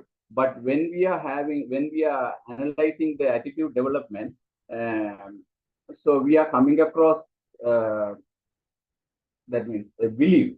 So there's the attitudes are developed based on the belief that the people have. So attitude will not be developed beyond the belief of the people. There is a saying. So as far as beliefs are concerned, there are three types of beliefs: empirical belief, relational belief, conceptual belief. So empirical belief based on the evidences and the knowledge. So relational belief, the family system, cultural events, and all these make the relational belief. But as far as conceptual beliefs are concerned, these Tirukural like materials, that means Konraivendan, Atisudi, Tirukural, Mudurai, those kind of creations play a big role in establishing conceptual belief. So I take this Porutpal of this Tirukkural to create better conceptual belief in order to prepare the good leadership, good governance, and better society. So as far as Porutpal of Tirukkural is concerned, there are 7 years. அரசியல், அமைச்சியல், அரணியல், கூலியல், படையியல், நட்பியல், குடியியல். இந்த 7 இயல்களில் பொருட்பால் பிரிக்கப்பட்டு இந்த பொருட்பாலுக்குரிய குறள்கள் வகைப்படுத்தப்பட்டுள்ளன. இந்த பொருட்பாலில் சொல்லப்படுகின்ற குறள்கள் அனைத்தும் அதாவது இந்த கன்செப்சுவல் கருத்தியல் நம்பிக்கையை ஏற்படுத்தத்தக்கதாக எமது சமுதாயமும் இளைய சமுதாயமும் விளங்கிக் கொள்கிறதா என்பதுதான் தற்போதுள்ள பிரச்சனை. அதாவது எங்களது ஆய்வு நாங்கள் என்ன செய்கிறோம் என்றால், அதாவது திருக்குறளில் இவ்வளவு விடயங்கள் கூறப்பட்டிருந்தாலும் எங்களது மனப்பாங்கு இன்னும் நாங்கள் விரும்பும், எங்களது சமூகம் விரும்பும் அளவுக்கு இன்னும் உருவாக்கப்படவில்லை. காரணம், இந்த திருக்குறள், ஆத்திசூடி, கொன்றைவேந்தன் பல்வேறு வகையான நூல்கள், பல்வேறு வகையான விழுமியங்களை எங்களுக்கு போதித்திருந்தாலும் எங்களது இளைய சமுதாயம் அவற்றை விளங்கி எடுப்பதும் அவற்றிலிருந்து சரியான கருத்தியல் நம்பிக்கையை பெற்றுக் கொண்டிருக்கிறதா என்றால் அது மிகப்பெரிய கேள்விக்குறி. ஏனென்றால் இந்த எங்களுக்கு படைக்கப்பட்டு எங்களுக்கு வழங்கப்பட்டிருக்கிற இந்த மகோ உன்னதமான நூல்களின் விடயதானத்தை நாங்கள் எடுத்துக் கொண்டிருக்கிறோமா என்றால் அது மிக பெரும் கேள்விக்குறியாக இருக்கின்றது. இங்கே இலங்கையை பொறுத்தவரை எங்களது அரச கல்வி பாட விதானங்களில் இந்த திருக்குறள், ஆத்திசூடி, கொன்றைவேந்தன் போன்றனவும், குறிப்பாக திருக்குறள் பெரும்பாலும் ஆரம்ப பிரிவு, இடைநிலை பிரிவு போன்ற பாட புத்தகங்களில் தமிழ் பாட புத்தகத்தில் மிகவும் தெளிவாக உள்ளடக்கப்பட்டிருக்கின்றது. ஆனால் அந்த திருக்குறளை கற்பிக்கும் ஆசிரியர்கள் திருக்குறளை ஏன் கற்பிக்கின்றோம், இந்த திருக்குறள் மாணவர்களுக்கு ஏற்படுத்தப்படும் மாற்றம் என்ன, இந்த திருக்குறளை அவர்கள் கற்றுக்கொள்வதால் அவர்கள் எங்களுக்கு என்ன பயன் இருக்கின்றது என்பது தெரியாமலே, அதாவது பாடமாக்கி பரீட்சைக்கு ஒப்புவிக்கும் நோக்கில் இந்த திருக்குறளை கற்பித்துக் கொண்டிருக்கிறார்கள். இந்த எங்களது ஆய்வு இந்த திருக்குறளை நாங்கள் படிக்கும் போது இது எங்களது இளைய சமுதாயத்தில் சரியான கருத்தியல் நம்பிக்கையை ஏற்படுத்த வேண்டும். அதாவது சரியான கருத்தியல் நம்பிக்கையை எங்களது இளைய சமுதாயம் பெறும் பட்சத்தில் அவர்களது அதாவது மனப்பாங்கு விருத்தியில் அந்த கருத்தியல் நம்பிக்கைகள் பாரிய தாக்கத்தை செலுத்தும். நிச்சயமாக அந்த அவ்வாறானதொரு சூழலில் உருவாகின்ற மனப்பாங்கு, அதாவது அட்டிடியூட் டெவலப்மெண்ட் எங்களுக்கு சொசைட்டியை நல்ல ஒரு பெட்டர் சொசைட்டியை நாம் உருவாக்குவதற்கு போதுமானதாக இருக்கும். எனவே இந்த பாடவிதானங்களில் உள்ளடக்கப்பட்டிருக்கின்ற திருக்குறள், அதனது அறத்துப்பால், பொருட்பால், காமத்துப்பால் போன்ற விடயங்களில் கூறப்பட்டிருக்கின்ற விடயங்கள் இளைய சமுதாயத்தில் கருத்தியல் நம்பிக்கையை மாற்றத்தை ஏற்படுத்துகின்றனவா, கருத்தியல் நம்பிக்கையை சரியான முறையில் ஏற்றுகின்றனதா என்பதுதான் இப்பொழுதுள்ள பிரச்சனை. எங்களது ஆய்வில் நாங்கள் பயன்படுத்துவது அதாவது இந்த பாடவிதானங்களை போதிக்கும் முறையிலும் பாடசாலை கல்வி முறையிலும் சில டூல்களை, அதாவது உட்புகுத்தி இந்த கருத்தியல் நம்பிக்கையை, அதாவது குழந்தைகள் அல்லது இளைய சமுதாயத்தினர், அதாவது திருக்குறளை ஒரு குறளாக வாசித்து அறிந்து பரீட்சைக்கு ஒப்புவிப்பதற்கு மேலாக அந்த குறளை விளங்கி எடுத்து அதனால் கூறப்படும் விழுமியத்தை தனது ஒரு, அதாவது கருத்தியல் நம்பிக்கையாக எடுக்கும் பட்சத்தில் அந்த குழந்தை நிச்சயமாக நாம் எதிர்பார்க்கும் நல்ல ஒரு மனப்பாங்கு விருத்தியை கொண்ட ஒரு அடல்டாக, ஒரு பெரியவராக நிச்சயமாக எங்கள் முன் வருவார்கள்.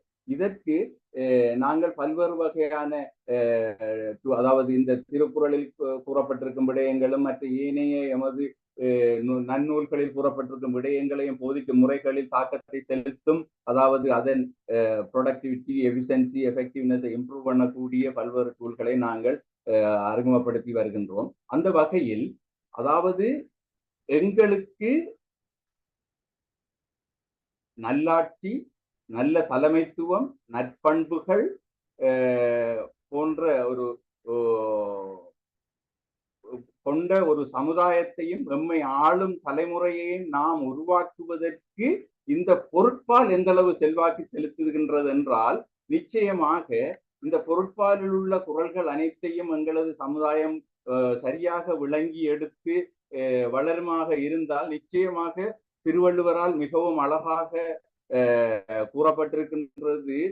திருவள்ளுவர் மிகவும் சிறப்பாக போதித்துள்ளார் தலைமைத்துவத்துக்கு தேவையான பண்புகளை அனைத்தையும். எனவே இதன் அதாவது ஒரு எஃபெக்டிவான லேர்னிங் இருக்குமாக இருந்தால் நிச்சயமாக எங்களுக்கு சரியானது ஒரு தலைமைத்துவம், ஒரு முறையான ஆட்சியாளர்கள், முறையான ஒரு சமுதாயம் முன்னே நிச்சயமாக தோன்றும். இதுக்கு முதல் செய்த பிரசன்டேஷனில் கூட நீங்கள் கேட்ட ஒரு கேள்வி, அதாவது அந்த எஃபெக்டிவ்னஸுக்கு என்ன நடந்தது என்று. ஆனால் அந்த திருக்குறள் எங்களுக்கு அதாவது இருக்கும் மொழி நடை சாதாரணமாக விளங்கக்கூடியதாக இல்லாததால் நிச்சயமாக அதை வாசிக்கும் அனைவருக்கும் அது கருத்தியல் நம்பிக்கையை எடுக்கும் அளவுக்கு அவர்களால் விளங்கிக் கொள்ளும் தன்மை இல்லாது இருக்கின்றது. எனவே இதனை அவர்கள் விளங்கிக் கொள்ளும் வண்ணம் நாங்கள் பல்வேறு டூல்களை பாவித்து அந்த அவர்கள் விளங்கிக் கொள்ளும் வண்ணம் செய்ய வேண்டியது மிகவும் தேவையாக இருக்கின்றது. இந்த வகையில் பொருட்பால் கருத்தியல் நம்பிக்கையை ஏற்படுத்துவதில் எந்த வகையில் செல்வாக்கு செலுத்துகின்றது என்று பார்த்தால், நான் ஏற்கனவே கூறியது போல இது 7 இயல்களில் நமக்கு நல்விடயங்களை, விழுமியங்களை போதிக்கின்றது. முதலாவது அரசியல் விடயம். அரசியலில் அதிகாரம் 39வது அதிகாரம் இறைமாட்சியில் இங்கே அழகாக சொல்லப்படுகின்றது. படைக்குடி கூழ் அமைச்சு நட்பெற நாரும் உடையான் அரசருள் ஏறு. He who possesses 6 things, an army, people, wealth, ministers, friends and fortress is the lion among kings. அதாவது தலைமைத்துவத்தின் சிறப்பை மிகவும் தெளிவாக சொல்லி அதற்குரிய என்னென்ன கொண்டிருக்க வேண்டும் என்பதை மிகவும் தெளிவாக சொல்கிறது. ஆனால் இந்த குறளை சாதாரணமாக ஒருவரால் வாசித்து இதை கருத்தியல் நம்பிக்கையாக மாற்றக்கூடியது மிகவும் சந்தர்ப்பம் மிகவும் குறுகியதாக இருக்கின்றது. எனவே அடுத்தது அஞ்சாமை ஈகை அறிவூக்கம் இன்னான்கும் எஞ்சாமை வேந்தர் இயல்பு. Never fail in these 4 things.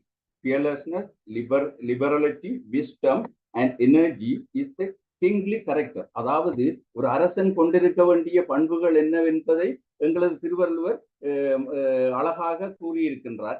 ஆனால் இவை சில வேளைகளில் இந்த குறள் மூலம் நாங்கள் விளங்கிக் கொள்ளாமலே ஒரு சிலருக்கு வருகின்றது. ஆனால் இதை சரியாக விளங்கிக் கொள்ளும் பட்சத்தில் இது எங்களது அனைவருக்கும் செல்வாக்கு செலுத்தி ஒரு சிறப்பான சமுதாயத்தை எங்கள் முன் உருவாக்கக்கூடியதா இருக்கும். அடுத்தது 40வது அதிகாரத்தில் கல்வியில் கற்க கசடர கற்பவை கற்றபின் நிற்க அதற்கு தக. அடுத்தது கேடில் விழிச்செல்வம் கல்வி ஒருவருக்கு மாடல்ல மற்றையவை. Learning is the true imperishable riches, all other things are not riches. அடுத்தது அதிகாரம் 41 சொல்கிறது கல்லாமை, இக்னோரன்ஸ். நல்லார் கண் பட்ட வறுமையின் இன்னாதே கல்லார் கண் பட்ட திரு.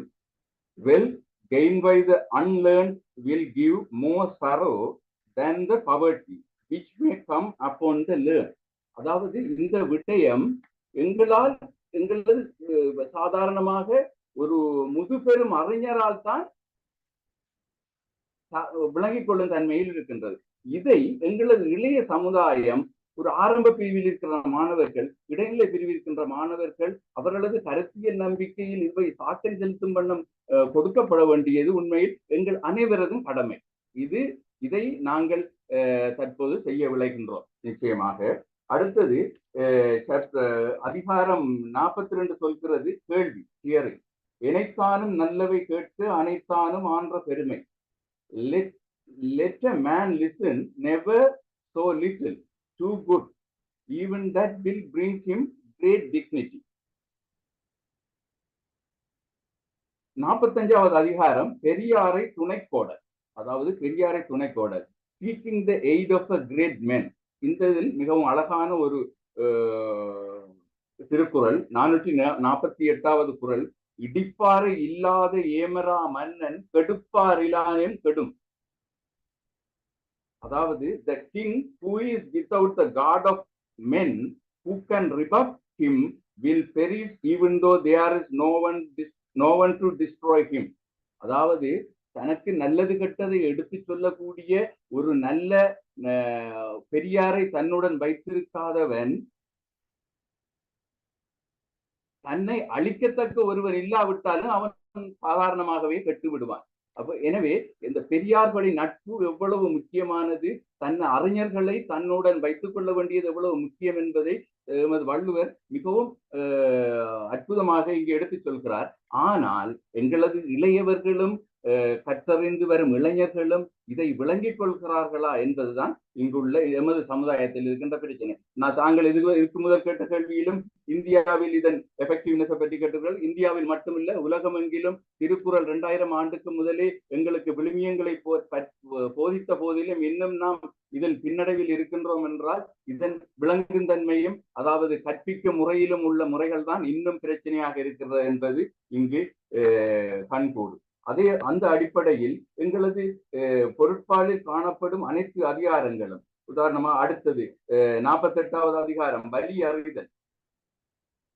திருப்படையான் செல்லிடம் சேரின் உருப்படையான் ஊக்கம் அழிந்து விடும். The power of one who has a large army will perish if he goes into ground where only a small army can act. அதாவது இந்த இவ்வாறான விடயங்களில் சொல்லப்படும் விழுமியங்கள் மிகவும் முக்கியமானது. இதில் அதாவது அரசியல், அமைச்சியல், அரணியல், கூலியல், படையியல், நட்பியல், குடியியல் என்று அனைத்து இயல்களிலும் எங்களுக்கு இந்த விழுமியங்களை போதித்து சரியான தலைமைத்துவத்தையும் குட் கவர்னன்ஸையும் நல்லாட்சியையும் ஏற்படுத்துவதற்கான எங்களது சரியான சமுதாயத்தை உருவாக்குவதற்காக அந்த நாட்களில் 2000 வருடங்களுக்கு முன்னரே திருவள்ளுவர் அரும்பாடுபட்டு இதை ஏற்றியுள்ளார். ஆனால் நாங்கள் இன்றும் இதை சரியாக விளங்கிக் கொள்ளாது எமது அடுத்துவரும் சமுதாயங்கள் விளங்கிக் கொள்ளும் வகையில் இதை நாங்கள் போதிக்காது வேறொரு முறை சென்று கொண்டிருக்கிறோம் என்பதுதான் எங்களது ஒரு மனக்குறை.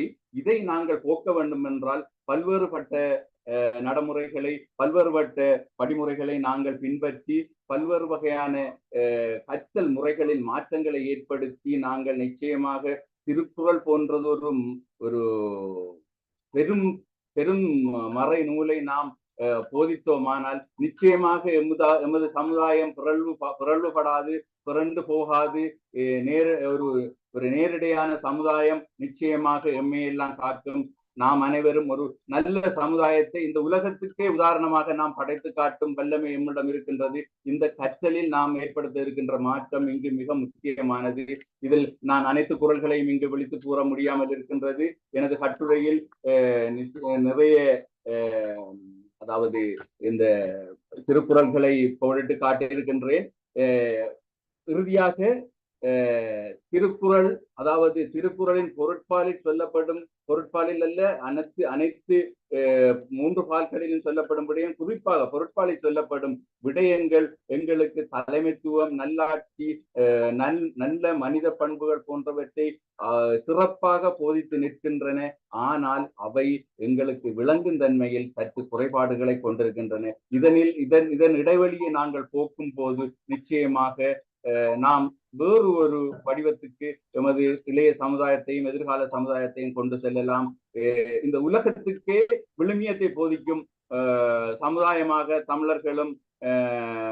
தமிழர்கள் இருப்போம் என்று விருப்பம் கூறி ஒரு சின்னம் கூறி அனைவருக்கும் இந்த சந்தர்ப்பம் தந்தமைக்கு நன்றி கூறி விடைபெறுகின்றேன். நன்றி. மிக்க மிக்க மிக்க மகிழ்ச்சியாக இருக்கிறது மனோகரன் அவர்களே. நீங்கள் அருமையாக நீங்கள் சிலர் பங்கு வெற்றிய சிலரில் நீங்களும் தாயகத்தில் இருந்து இலங்கையிலிருந்து பங்கு வெற்றியது ஒருவர் என்பதை நிற்கிற பொழுது மிகவும் மகிழ்ச்சியாக இருக்கிறது. உங்களுடைய தலைப்பு முக்கியமாக நீங்கள் மட்டக்களப்பு பாரம்பரியத்தையும் அதனுடைய கலாச்சார விழுமியங்களையும் திருவள்ளுவருடைய பொருட்பாலோடு சம்பந்தப்பட்டு பேசியிருந்தீர்கள். அங்கு மக்களுடைய அறிவு நிலை தெளிவு திருக்குறள் பற்றிய அறிவிருந்தாலும் இலங்கையில் இருக்கின்ற நிலைமைகள் காரணமாக நடைமுறை சிக்கல்கள், அரசியல், நீங்க அரசியல் பற்றி சொல்லுகிற பொழுது ஒரு திருக்குறளை மிக அழகாக சொன்னீர்கள். இடுப்பாரா இல்லா ஏமாறா மன்னன் கெடுப்பார் எண்ணம் கெடுமண்டு. அந்த திருக்குறளுக்கு ஏற்ற மாதிரி அங்கு நடைபெறுகிறதா? இல்லவே இல்லை, அப்படித்தானே? அப்படி இருக்கிற பொழுது எப்படி சமுதாயத்தில் மாற்றத்தை கொண்டு வர முடியும்? நாங்கள் படிக்கலாம், அறியலாம், தெரியலாம், ஆனால் செயலிலே ஆக்ஷனிலே அதை செய்வது என்பது எவ்வளவு நடைமுறை சாத்தியமற்றது என்ற நிலைகள் இருக்கிறது. அப்படியான நிலையிலே நாங்கள் இன்று அல்ல, இன்றைக்கு நாங்கள் திருவள்ளுவர் பிறகு எத்தனையோ நூற்றாண்டுகளுக்கு பிறகு நின்று கொண்டிருக்கிறோம். இன்னும் எத்தனையோ நூற்றாண்டுகள் வர இருக்கிறது. அப்படி திரும்பவும் இதே கதையை நூற்றாண்டுக்கு முதல் நம்முடைய மூதாதையர் கதைத்திருக்கிறார்கள். 19ஆம் 12ஆம் 20ஆம் நூற்றாண்டிலும் இதே கதையை கதைத்திருக்கிறார்கள். இப்போவும் கதைக்கிறார்கள், இனியும் கதைப்பார்கள். எப்படி அந்த மாற்றத்தை கொண்டு வர முடியும் என்றது, அதாவது முக்கியமாக கிழக்கு மாகாணத்திலே வெற்றிக்கலோடு எப்படி கொண்டு வர முடியும் என்று நீங்கள் சொன்னீர்கள். அதை பாராட்டுகிறோம், வாழ்த்துகிறோம். இப்பொழுது எங்களுடைய யாழ்ப்பாண பல்கலைக்கழக பேராசிரியர், முன்னாள் பேராசிரியர் டாக்டர் பாலசுந்தரம் அவர்கள் இருக்கிறார்கள். அவர்கள் உங்களுக்கு தெரிந்திருக்கலாம். அவர் உங்களிடம் கேள்வி ஒன்று கேட்க விரும்புகிறார். வணக்கம்.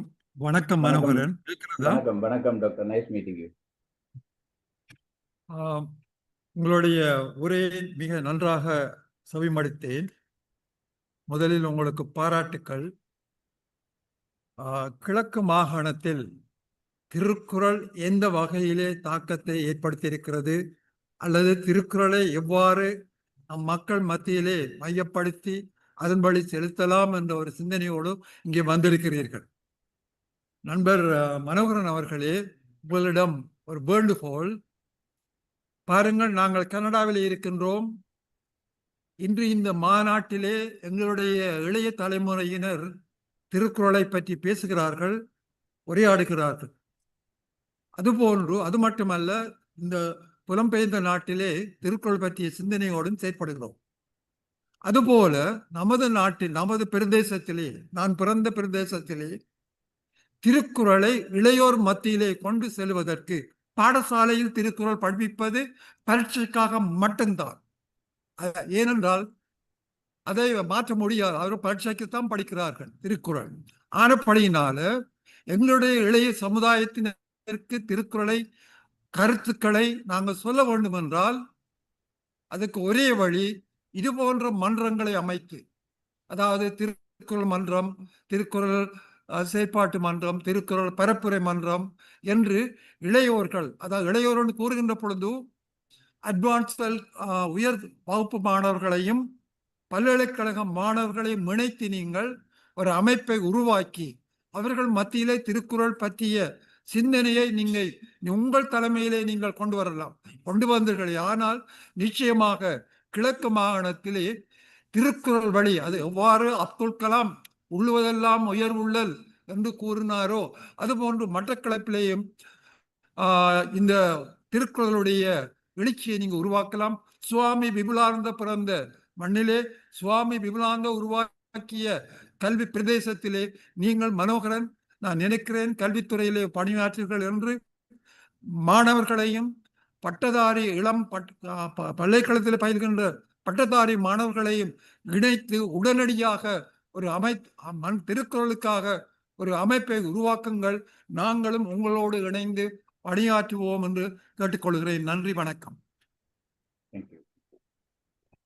மிகவும் அருமையாக எங்களுடைய பேராசிரியர் அவர்கள் உங்களுக்கு சொன்னார்கள். முக்கியமாக இந்த மாநாடு கூட, அவர் சொன்னது போல, இந்த மாநாடு கூட மிகவும் ஒரு விழிப்புணர்வையும், நமக்கு திருக்குறள் என்றது என்ன என்று தெரியாத மற்ற இனத்தவர்களுக்கும் எம்முவர்க்கும் கூட இன்னும் ஒரு உந்துதலை ஏற்படுத்துவதாக இருக்கும். பேராசிரியர் அவர்கள் சொன்னது போல அப்படியான ஒரு அமைப்புகளை அமைப்பதன் மூலம் அங்கிருக்கும் மக்களுக்கு அதனுடைய முக்கியத்துவத்தை இன்னும் மீண்டும் வலியுறுத்துவதனாலே அதை இன்னும் ஆழமாகவும் தத்துருவமாகவும் மக்கள் மனதிலே பதிப்பிக்க முடியும்.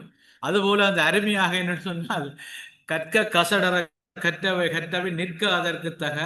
நாங்கள் கற்றிருக்கிறோம் திருக்குறளை, ஆனால் நிற்க வேண்டும். அந்த அந்த அந்த நிற்பதற்கு தான் வழியை பார்க்க வேண்டும். அப்படி பார்ப்பதனாலே தான் நம்முடைய சமுதாயம் வளர்ச்சி அடையும் என்று கூறி அருமையாக இந்த நிகழ்விலே ஒரு கேள்வி ஒன்று கேட்க நண்பர் ஒருவர் வருகிறார். வணக்கம் மனோகரன் அவர்களே, உங்கள் உரைக்கு மிகவும் நன்றி. உங்கள் உரையில் ஒரு முக்கியமான ஒரு கருத்தை தெரிவித்திருந்தீர்கள். அதில் என்னவென்றால் திருக்குறள் வந்து புதிய தலைமுறையிடம் போய் செல்லவில்லை. ஏனென்றால் அதனுடைய மொழி வந்து அவ்வளவு ஈஸி இல்லை. எல்லா மொழியும் எல்லாருக்கும் புரியுறது இல்லை. இப்போ எல்லாருக்கும் பார்த்தீங்கன்னா ஒரு 10-15 குறள் நல்லா தெரியும், அதனோட அர்த்தம் தெரியும். ஆனா எல்லாம் தெரியணும்னா சில தமிழ் ஆசிரியர் வேணும் அந்த உரை வந்து நம்ம மக்களுக்கு புரிய வைக்கிற போல. அதை நீங்க புரியிருந்தீர்கள். அதற்கான எந்த முயற்சியாக ஏதாவது செய்து கொண்டிருக்கிறீர்களா? நிச்சயமாக. என்னடா இதுல நாங்க இப்ப ஆரம்ப பிரிவுல இங்க திருக்குறள் அவங்களோட பாட விதானத்தில் இருக்குது. இதை வந்து சாதாரணமாக நான் பல்வேறு ஆசிரியர்களுடையும் கலந்துரையாடி இருந்தேன். ஆசிரியர்கள் என்ன செய்யறாங்கன்னா அந்த திருக்குறளை பாடமாக்குறது சொல்றது, பிள்ளைகள் பாடமாக்கும், எங்கேயாவது பாய்ச்சி கொப்பி வைக்கிறது, அதோட முடியும். அந்த திருக்குறளை பிள்ளைகள் விளங்கி எடுக்கிற தன்மை குறைவு. அதனால இந்த திருக்குறள் ஈவன் பொழிப்புகளை வாசிச்சாலும் ஆனா 1330 குறள்ற பொழிப்பையும் வாசிச்சு படிக்கிறது அளவுக்கு அந்த பிள்ளைக்கு டைம் ஸ்பேஸ் வந்து கிடைக்கிறது மிகவும் குறைவு. ஏனென்றா வேற வேற அவங்களுக்குரிய பாடவிதானங்கள் இருக்கிறதால இதுக்கு வழங்கப்படுற நேரம் குறைவு. அப்ப இதுக்கு கிடைக்கிற நேர பகுதிக்குள்ள இந்த திருக்குறளை சரியாக விளங்கி அவங்க கருத்தியல் நம்பிக்கையை பெற வேணும் என்றா, அதாவது இந்த திருக்குறளை போதிக்கிற முறையில சில அதாவது டூல்ஸ்களை நாங்க பாவிக்க வேணும். அதாவது விலங்கு தன்மையில உதாரணத்துக்கு நாங்க வந்து இப்ப எப்படி இன்ட்ரோடியூஸ் பண்ண வலிக்கிறோம்னு சொன்னா, அதாவது இந்த திருக்குறள்ல சொல்லப்படுற கருத்தை நாடகங்கள் மூலமாக சில கதைகள் மூலமாக அந்த பிள்ளைக்கு திருக்குறள்ல கூறப்படுற கருத்தை விளங்க வைக்கிறது. அந்த எங்களுக்கு திருக்குறள் பிள்ளைக்கு தெரிய வேணும்ன்றதை விட அந்த திருக்குறள்ல சொல்லப்படுற விழுமியம் பிள்ளையில போய் சேர வேணும்ன்றதுதான் முக்கியம். அந்த விழுமியம் சேரும் இடத்து அந்த பிள்ளையில அதாவது கருத்தியல் நம்பிக்கையில மாற்றம் ஏற்படும். இந்த விழுமியத்துக்கு ஏற்ற மாதிரி கருத்தியல் நம்பிக்கையை கொண்டிருந்தா அந்த பிள்ளை நல்ல மனப்பான்புள்ள பிள்ளையாக நிச்சயமாக வளரும். அது எங்களுக்கு ஒரு பெட்டர் சொசைட்டியை உருவாக்குறதுக்கு மிகவும் உதவியாக அமையும். மிகவும் நன்றி. தேங்க்யூ. நன்றி. எல்லோரும் இன்றைய காலை பொழுதிலே அருமையாக ஆன்லைன் மூலமாக ஜூம் மூலமாக இணைந்து கொண்டு வேறு இடத்திலே உங்களுடைய நேரத்தை ஒதுக்கி இந்த மாநாட்டிலே கலந்து கொண்டு எங்களை சிறப்பித்ததை நாங்கள் பெருமையாக கொள்கிறோம், மகிழ்கின்றோம். உங்களுடைய சேவை மேலும் மேலும் தொடர வேண்டும். தமிழும் வளர வேண்டும், திருக்குறளும் வளர வேண்டும், தமிழ் சமூகமும் வளர வேண்டும். அதற்கு நீங்கள் செய்கின்ற ஒவ்வொரு உதவியும் நமது சமூகத்துக்கும் நமது மக்களுக்கும் எல்லோருக்கும் பயனுள்ளதாக அமையும். அதனாலே இந்த மாநாடை சிறப்பித்த உங்கள் எல்லோரையும் நாங்கள் வணங்கி மகிழ்கிறோம். நன்றி, வணக்கம். எல்லோருக்கும் நன்றி, வணக்கம். இன்னொரு விடயம் என்னென்றா, எக்ஸ்கியூஸ் மீ, டாக்டர் பாலசுந்தரம் பிள்ளை அவர் கூறினதை போல, அதாவது திருக்குறளுக்கான ஒரு அமைப்பு மற்ற கலப்பில் உண்மையா இல்லை. இதை நாங்க ஓரளவுக்கு விளங்கி எடுத்திருக்கிறதால இதை நிச்சயமா ஒரு அமைப்பை நாங்க உருவாக்கி, அதாவது இந்த திருக்குறள்ற போதனையே நாங்க எல்லா மட்டத்திலையும், அதாவது ஒரு அறக்கல்விய போதிக்கிற மாதிரி இதை கொண்டு போய் அதாவது இந்த திருக்குறள் கல்வி சரியா இளைய சமுதாயத்திட்ட போய் சேர்றதுக்கான ஒரு வழிமுறையை செய்யறதுக்கு ஒரு அமைப்பை நிச்சயமா உருவாக்கணும். அதுக்கு கனடிய தமிழ்ச்சங்கம் உங்களை போன்ற பெரிய அறிஞர்கள் நிச்சயமாக எங்களுக்கு உதவ வேண்டும் என்று மிகவும் வினயமாக கருது. நன்றி, மிக்க நன்றி, எல்லோருக்கும் நன்றி.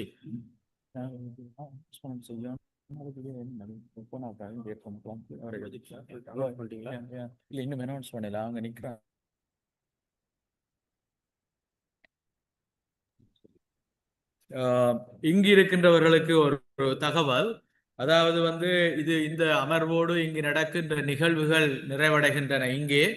ஆனால் நீங்கள் இந்த எனது இடது கை பக்கமாக இருக்கிற கதவு வழியாக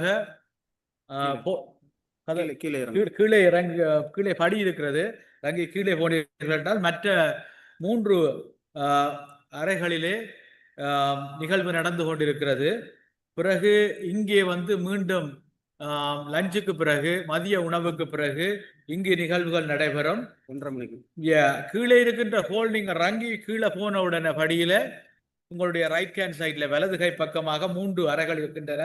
ஒவ்வொரு அறையும் வந்து HLB106, HLB108, HLB110 என்ற 3 இலக்கம் உள்ள அறைகளிலே நிகழ்வுகள் தொடர்ந்து நடைபெற்றுக் கொண்டிருக்கின்றன.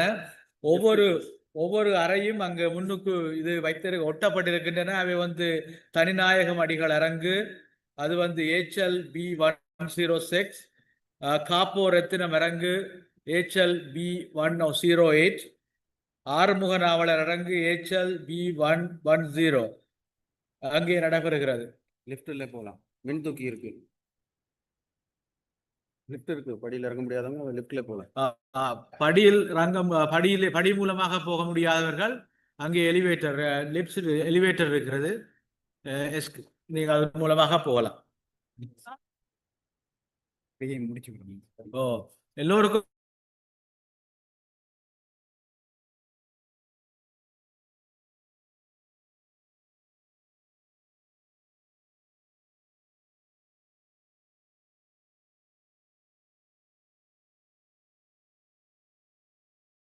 Recording in progress.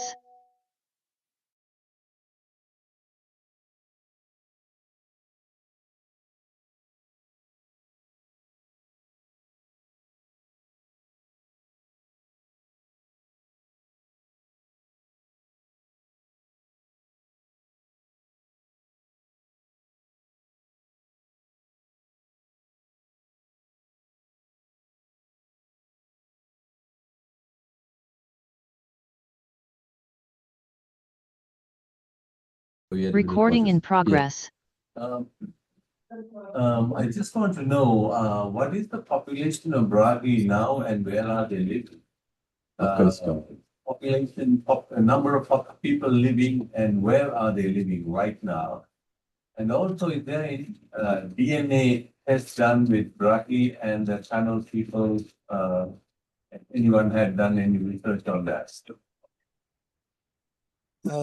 Shall I respond this, sir? He's asking about the demographic numbers or spread of Yes, the sir. Brahmi.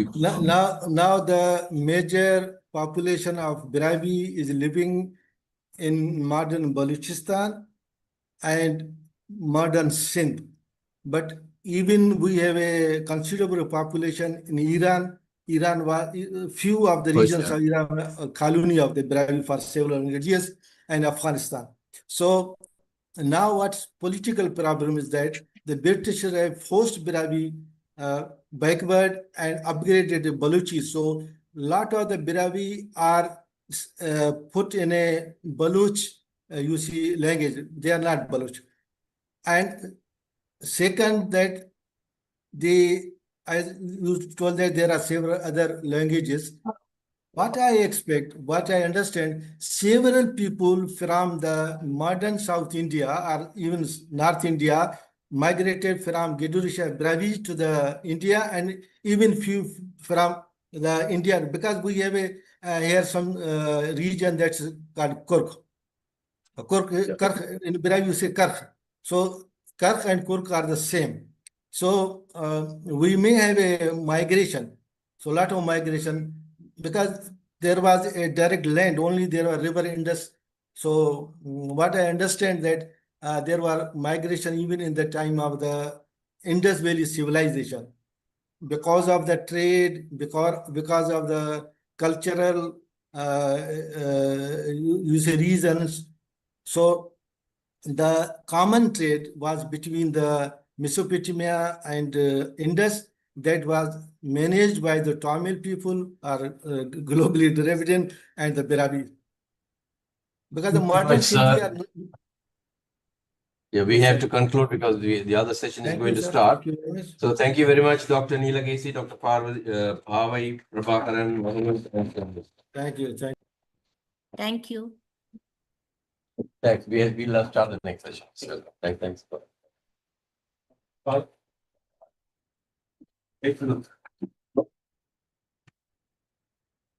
Same Zoom room? Zoom, yes, should be. Yeah. Photo எடுப்போம். If banana sala de anupitam.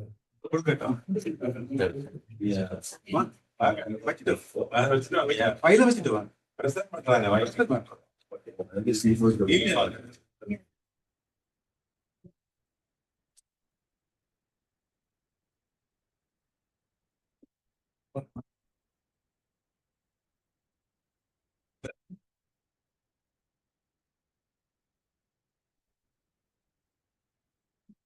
You will.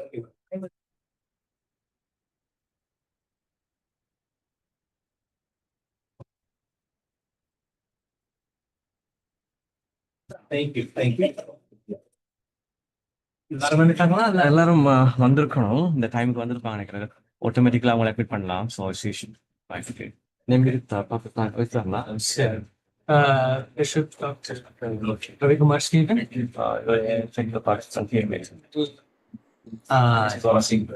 Yes, I am. I am here. Asiri, Dr. Injili, Samuel.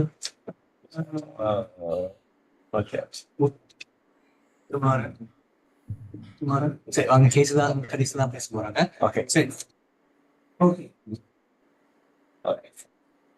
அனைவருக்கும் வணக்கம் good morning good evening to everyone or afternoon wherever you may be. I'm Thomas Satoshi Crooksma. I'm very honored to be sharing this session, and I'm going to speak as little as possible so that the speakers can speak as much as possible and so that all of you have a chance to ask questions.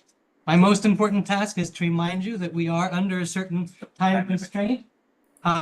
15 minutes for your presentation. That means maybe if you can read your essay in 15 minutes, you read it in 15 minutes. Otherwise, you can summarize your key points so that we can have at least 5 minutes for discussion.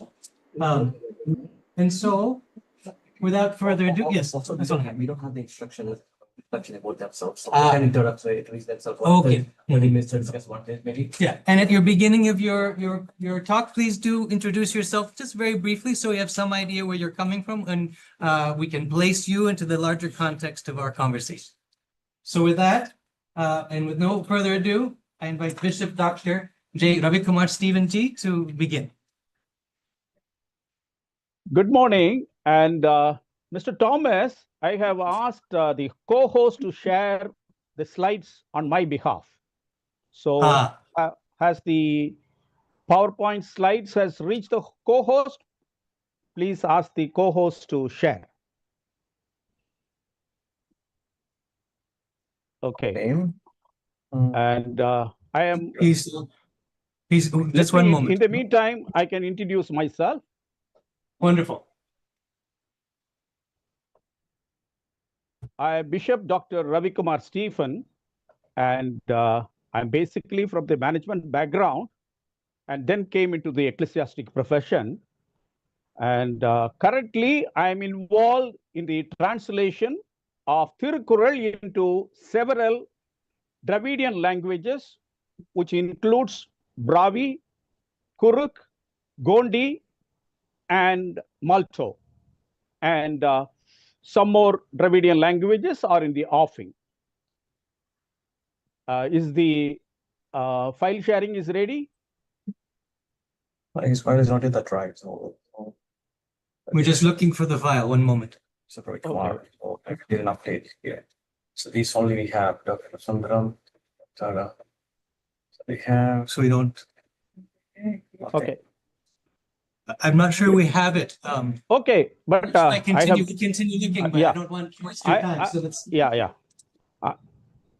But let him search, because I have given to both Kanmani as well as to Sundaram. And I have specifically mentioned that the file sharing has to be done by the co-host. Anyway, good morning, Mr. Thomas, my fellow panelists, and those who are present in the 9th plenary.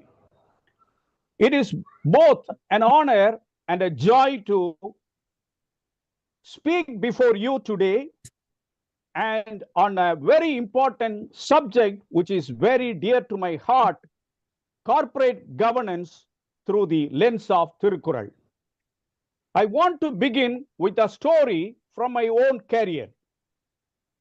In 1985, as a young assistant manager, I entered steel industry in Tiruchirappalli. Bright-eyed, energetic, and perhaps little naive. I thought I was stepping into a world of opportunity. What I encountered instead was an education in the darker side of corporate world. The managing director of the company I joined controlled not one, He said, but two firms. he said you have it. One was a Email. public limited company owned by shareholders, and another a private company owned solely by him. He devised a scheme where high quality ingots and billets produced were transferred to the private company at a throwaway price, deeming it as scraps. The private company would then convert these ingots into high-grade steel rods and sell them in the market at a price lower than those of the public company. The result, the shareholders of the public company suffered. The sales from the public company was demoralized. And the MD's private company flourished at the cost of every people he was duty bound to serve. I could not bring myself to the complicit, so I resigned. Within 3 years, both the companies collapsed. But the lesson stayed with me for life. Without ethics, no enterprise can survive, no matter how brilliant its business model may appear. My next employer, English Electric, a British multinational, offered me the exact opposite environment. Here, I experienced a culture built on ethics, professionalism, and trust. The contrast, the fall of one company, the flourishing of another, prompted me to reflect deeply on what gives organization a longevity and resilience.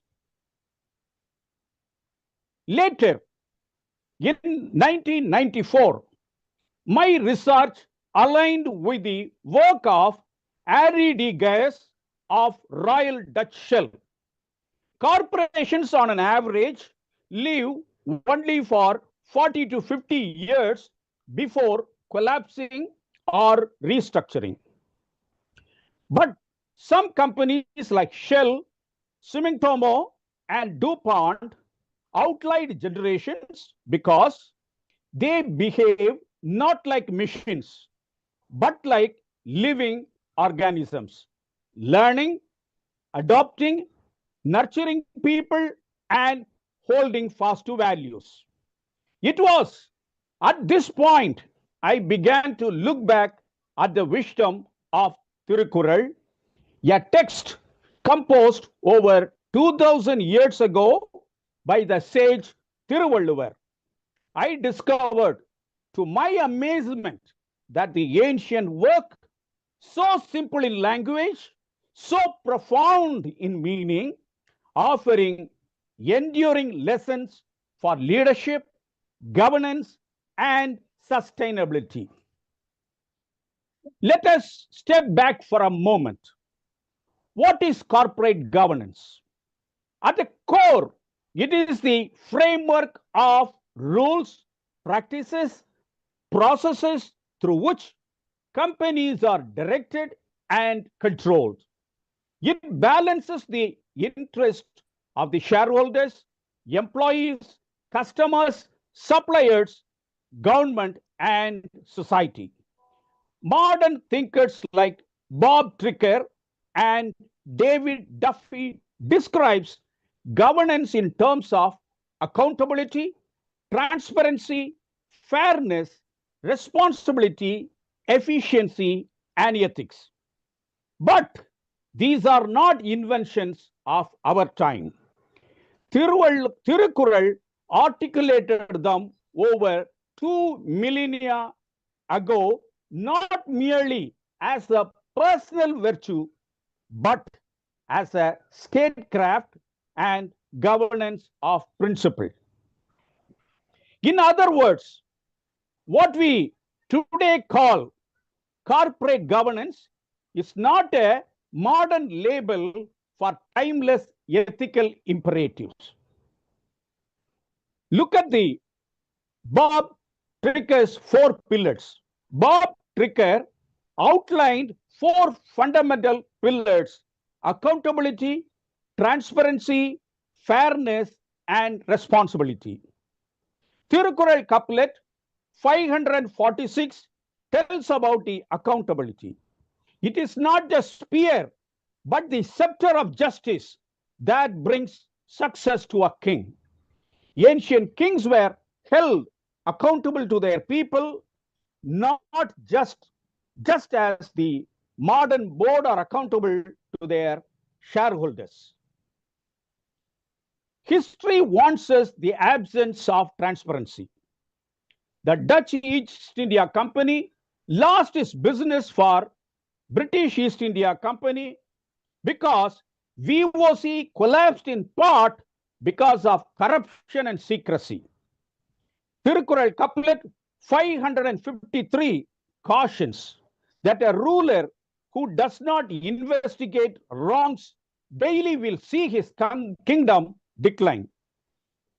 It's this the same as today demand for accurate financial reporting and independent audits. Modern management has a hot stove rule. This is to maintain the fairness. Everyone is treated the same when rules are broken. Thirukural couplet number 541 echoes this by urging rulers to investigate without bias and deliver impartial justice. Equality before justice, then as now, builds trust. Perhaps the deepest of all is the responsibility, and which the couplet number 447 affirms. The rule of dignity lies in protecting the people. History shows when leaders forget this, whether kings or CEOs, they lose their legitimacy. These principles, articulated 2000 years ago, mirrors Tricker's model point for point.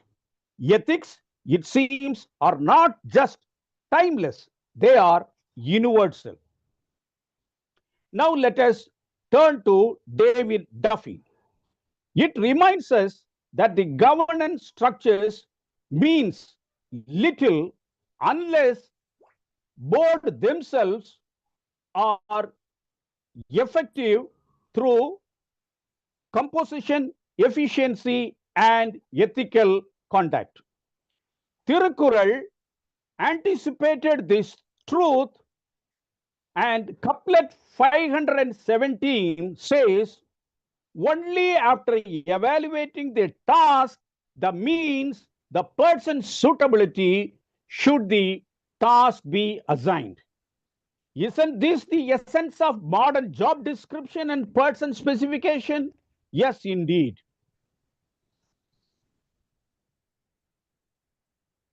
Go to slide number 8. 8. Sorry,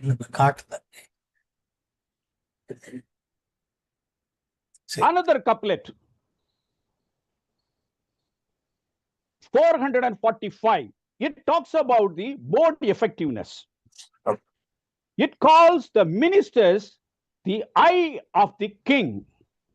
In today's term, the board is the eye of the corporation.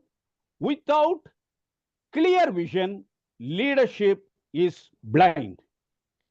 When ethics fail, we all know the story of Enron Satyam Wirecard. Once ethics and accountability collapses, even giants crumble overnight. Thiruvalluvar would not have been surprised, as he warned, ill-gotten wealth never lost. Now go to the slide on internal audit. Audit and compliances may sound like dry technicalities, but they are moral imperatives.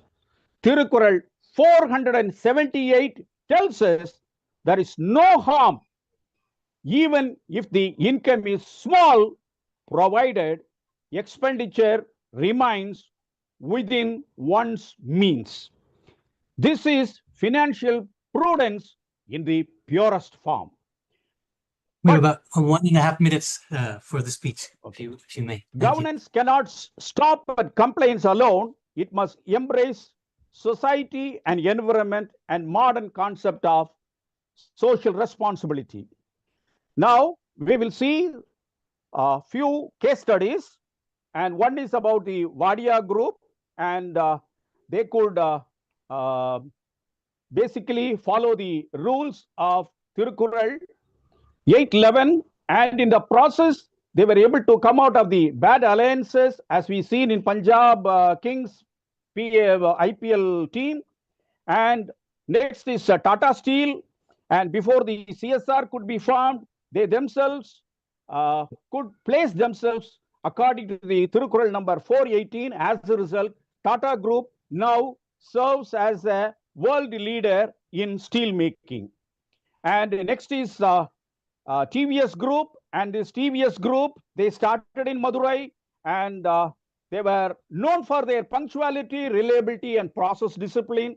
And in the process, a company that was started as a roadways now manufactures automobiles, and they followed the principle of Tirukural number 611. Steadfast effort brings honor. Now they have won the Demings Award for quality and Sword of Honor from the British Crown for safety. Modern relevance. Now we have to talk about the modern relevance. Corporate governance is often described as a modern regulatory framework, but truth is deeper. Its core values, ethic and accountability and responsibility and justice are timeless. Thiruvalluvar articulated them 2000 years ago now let us see the McKinsey report. McKinsey report says the average expectancy. A little time for, excuse me, sir. Just conclude in half a minute. I'll conclude in half a minute. The average life expectancy of a SP Fortune 500 company has come down to 18 from 61. But yet, a Japanese company called Kongo Gumi, which was started in 1878, still survives because values endures. Governance is not about quarterly profit, but it is about legacy. And it is basically the Tirukural number 1004 says, he who is not cherished by others will leave behind no legacy. Thank you. Thank you very much. Wonderful for sharing corporate governance through the lens of Tirukural. We have time for just 1 or 2 quick questions. Please keep your questions succinct. Yes. Thank you. What I would like to say is that I acknowledge with a deep sense of respect the importance of the Tirukural as an important resource for governance. But I want to state that we have evolved since Tiruvalluvar. We have evolved so much that we're now in the 4th industrial revolution, artificial intelligence, and so on. So I wanted to find out, do you think there's a need in order to bring this classical ethics to contemporary practice to re-look at the Tirukural in modern society and transform the wordings and so on, but keeping the essence of the Tirukural? For example, we talk continuously about monarchies, kingship, and so on, whereas we're now in constitutional democracies and so on. So what I want to find out, do you think there's a need for us to re-look at the essence of the Tirukural to accommodate modern contemporary practice so that people, especially the youth and so on, can align themselves with the thinking of Valluvar? For example, the success of Tata Group, it comes before CSR could come in place. The Tata Group pioneered welfare measures, 8 hours workday, maternity benefits, schools for the children, and medical care. They understood workers are not mere machines, but human beings. So, Thiruvalluvar was very humane and he wanted, and Tata Group treated the organization not merely as a mission but a living entity. And thereby, the government, the British government was against the Tata Steel, but the locals stood with them. And now they stand pride. So the success of Tata Steel itself is an example that Tirukkural is still relevant in corporate books. And apart from that, we have seen, I have talked about Satyam Computers and Enron. And since financial accountability was not there, they lost. They were once a glorious company. So any organization can crumble unless they follow the principle of the corporate governance laid by Thiruvalluvar. That is why, I can say the question before us is not how profitable our companies will be, but whether we'll be cherished by the generations to come. If we as leaders, as board members, as professionals can embody the ethical compass of Tirukkural, then we can create organizations not only survive but endure. Organizations that honors shareholders, uplift communities, and contributes to the human flourishing. Hope I have answered you. Beautifully put. Thank you very much for joining us. Thank you for the question. And we will now move on. There's one more question. We're running out of time, unfortunately. I want to make sure everybody has a chance to. Is that okay? So next we have Dr. S. Niranjan. We speaking on Thiruvalluvar and Shakespeare on wealth, power, and ethics, a cross-cultural reflection. If you could just briefly introduce yourself, and we look forward to your talk. I will slide, they can share it. So we give the option everyone. Okay. And if you have slides, we've given you permission to share through Zoom. Okay, great. Right. Thank you very much. Thank you very much, Chair and the co-presenters, as well as eminent scholars. My name is Dr. Niranjan. I'm Associate Fellow at the Green Templeton College with the University of Oxford here in the UK. In my own profession, my professional work is very different from the literary pursuit here. So I must say that literature in terms of Tirukkural or Shakespearean works is just my interest. I'm an avid reader. So I'm just sharing what I read and my thoughts with you. I'm by no means an expert. I should mention that to the scholars in the group. So very privileged to be here and happy to share my thoughts. Okay, let me share my presentation here.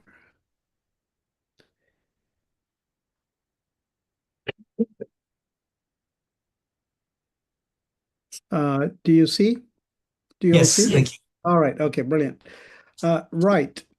So let's start. So what I started writing was about Thiruvalluvar and Shakespeare, specifically on wealth, power, and ethics, cross-cultural reflection. And we must understand that, and as we all understand, and it's worth repeating, Thiruvalluvar's work goes beyond 2,000 years ago, whereas Shakespeare's work only goes as far back as 500 years ago, since the time of Shakespeare's birth, of course. So we're talking about such a large gap in time frame. However, there are some cross-cultural reflections, commonalities, and differences in terms of the essence of the work of Thiruvalluvar and Shakespeare. So I'm trying to compare and contrast the work to distill some of the themes and ideas that are relevant in today's world. First of all, to focus on the Porudpal and power, the wealth, ethics, and leadership in Valluvar's Tirukkural and Shakespeare's works. As we all know, across time and cultures, language has served as a medium for communication, whereas literature, be it any literature study, has often served as a mirror for societal values and anxieties. And that is to say, served as a medium of discourse for scholars and others to discuss the realities of life in various stages and society structure, values, and anxieties as it's put here. Among the most enduring concerns, obviously, Eastern and Western traditions and the nature of wealth, which is in focus here, how the wealth is gained, how it is used, and what it does to those who hold it. So I'm focusing squarely on wealth here. That is exactly what I wanted to really analyze in terms of how Thirukkural sees it and how William Shakespeare has seen it. So despite the cultural differences between the two eminent monumental figures that we are talking about here, there are powerful reflections on wealth, power, and morality. I know that we've been discussing ethics, corporate governance, etc. And Bishop Stephen has very eloquently talked about governance and the importance of it with fantastic real case examples. But when I look at wealth, power, and morality, there are a number of areas and touch points for both Thirukkural and Shakespeare. In terms of Shakespearean sonnets and dramas, which most of us are familiar with, and of course epics, exploring how these different authors interrogate the ethical dimensions of materiality or material prosperity. So wealth as a social responsibility, how do we approach that? Thirukkural, as we said 2,000 years ago, is a masterpiece of moral philosophy. And we know that has three sections, virtue, aram, wealth, which is what we are dealing with here, Porudpal, and love, Inbam. It offers a holistic guide to life. So it is not just a piece of work which focuses on poems and drama, dramatizes some tragedies just like Shakespeare did, but it is more of a holistic work. So that's another difference, obviously, as we all understand. But in terms of what we are focusing on here, definitely there are similarities and differences. So the Porudpal section comprises 700 couplets. Deals not just with economic activity, but also several aspects of governance, leadership, diplomacy, warfare, and social conduct. So quite a bit more than just the wealth, which is our concern here. So I just want to let my good audience know that there is that much richness in Porudpal that we should all try and gain as much as possible in the words of wisdom of Thiruvalluvar, which goes way beyond, something that we are trying to grapple with here. So unlike spiritual and religious texts that may view wealth with suspicion, as we all know that spiritual texts give no regards, no importance to wealth, people who get rid of all their wealth in order to attain certain paths in life, spiritual paths, whereas Thiruvalluvar really takes a balanced stance, which is to be appreciated because 2,000 years ago, here's a sage that comes out with a very, very practical teaching, which is still relevant in today's world. So he acknowledges that wealth is essential for a stable society, but he warns that it must be pursued and used with care. So how so? We can look at Choral 382. For instance, when he looks at the kingly greatness, king is judged not only by his military prowess or wealth, but by his justice, compassion, the ability to listen to wise counsel. So the couplet 382 says, I'm of Tamil origin, so Anjamai Igai Arivukam Innangum Injamai Vendar Kielbu, that I have written in English transliteration for people who do not speak Tamil as their mother tongue, which in essence means that there are several different ways of understanding the couplet in terms of the interpretation and meanings. As we know that there are several different translations of Thiruvalluvar's work, but the essence is captured here as the wealth of a king is his ability to govern well. So that word well captures the four unfailing marks of courage, liberality, wisdom, and energy. So that's anjamai, igai, arivu, ukam, right? Ukam, energy. And protect the people, which is ability to protect the people, is the wealth of the king. So that's really the essence of Tirukkural 382. What does that mean? He defines prosperity not in terms of gold or territory, but in ethical leadership, as defined earlier with those four pillars. Ministers are urged to be both wise and loyal. Merchants are to be fair and generous. And more importantly, Thiruvalluvar sees public and private ethics as intertwined. In other words, how one behaves reflects upon their public behavior.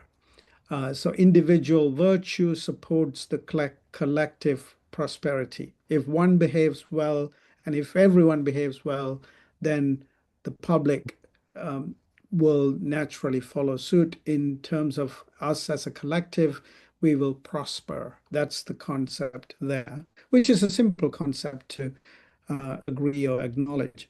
His concept of wealth is utilitarian, as we just saw, but also bounded by dharma, which is, as we know it, the moral duty.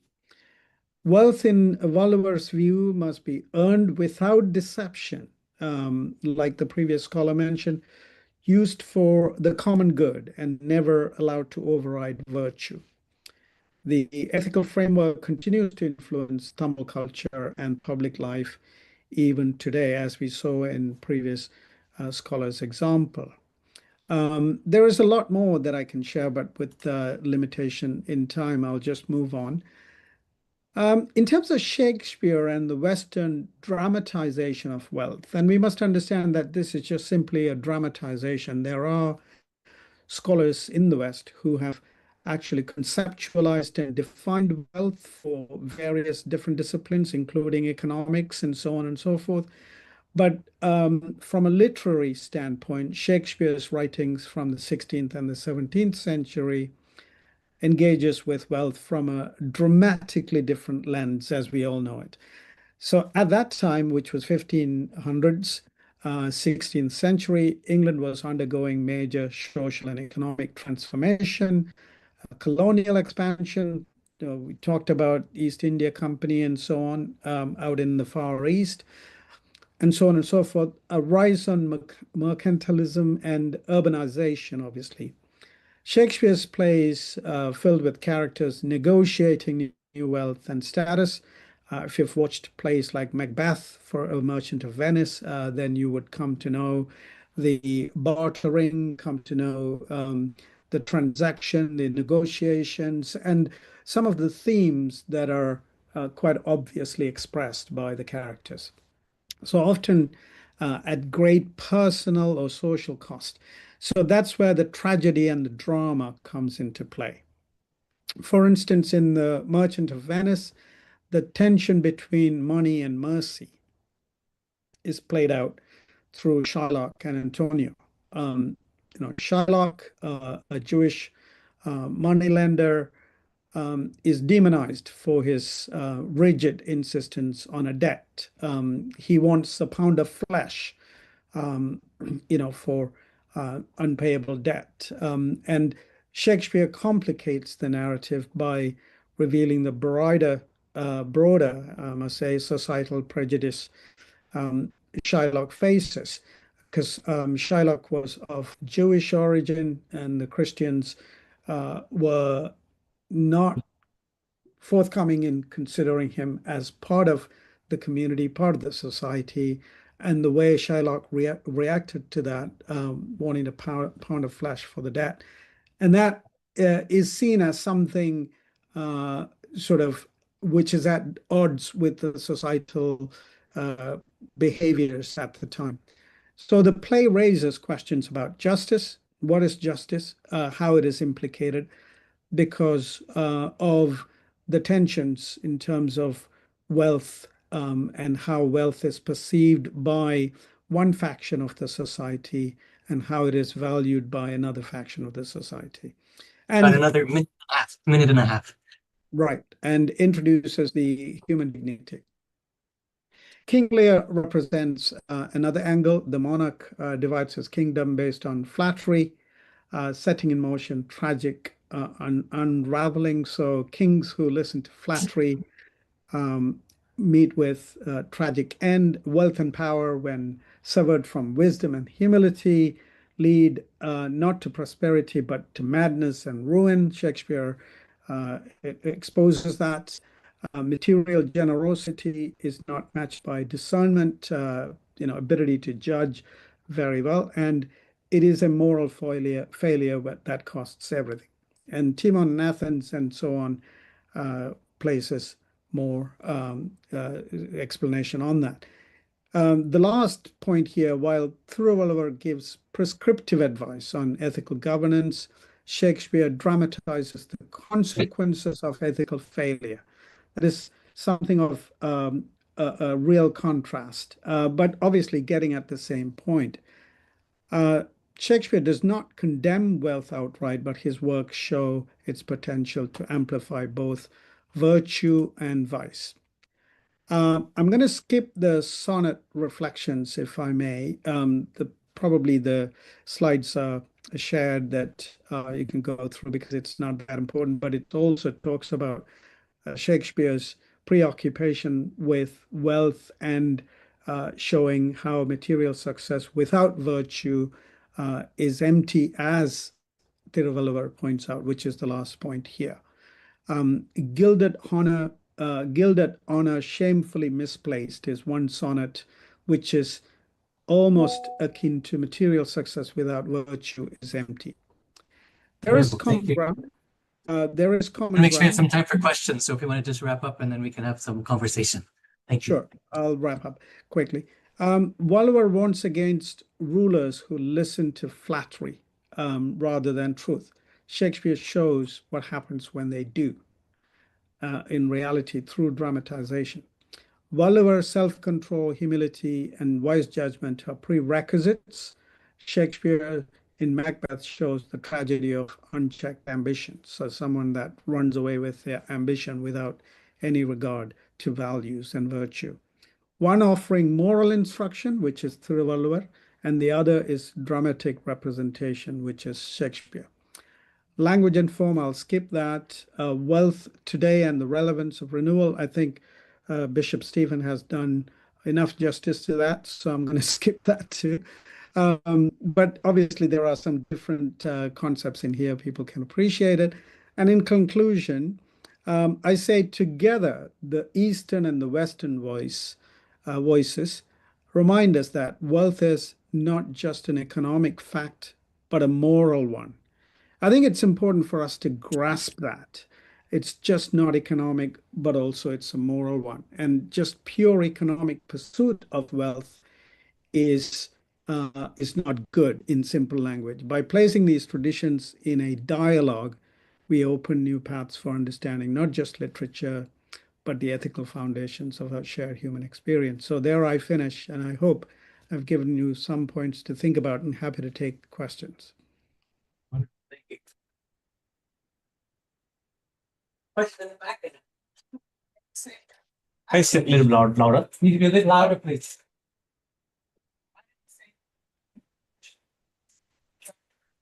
The dominance of wealth.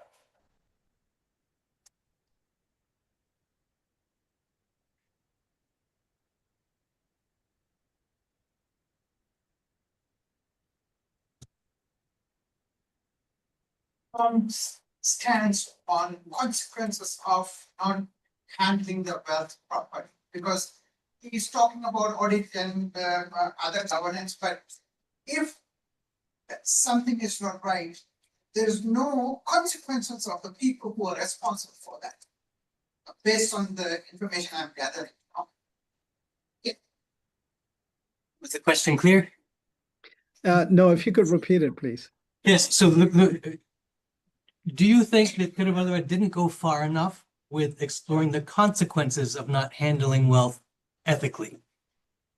Yeah, absolutely. I would suggest so. I'm by no means an expert on the Tiruvallur's Tirukkural, even as it extends into Porutpal, but to the extent that I have read, Valluvar's work is prescriptive. It sets those moral, it is the moral compass. It sets those moral standards and ethical behaviors. It espouses those values, but it stops short of prescribing anything further as to what happens or what actions to take if there are to be consequences.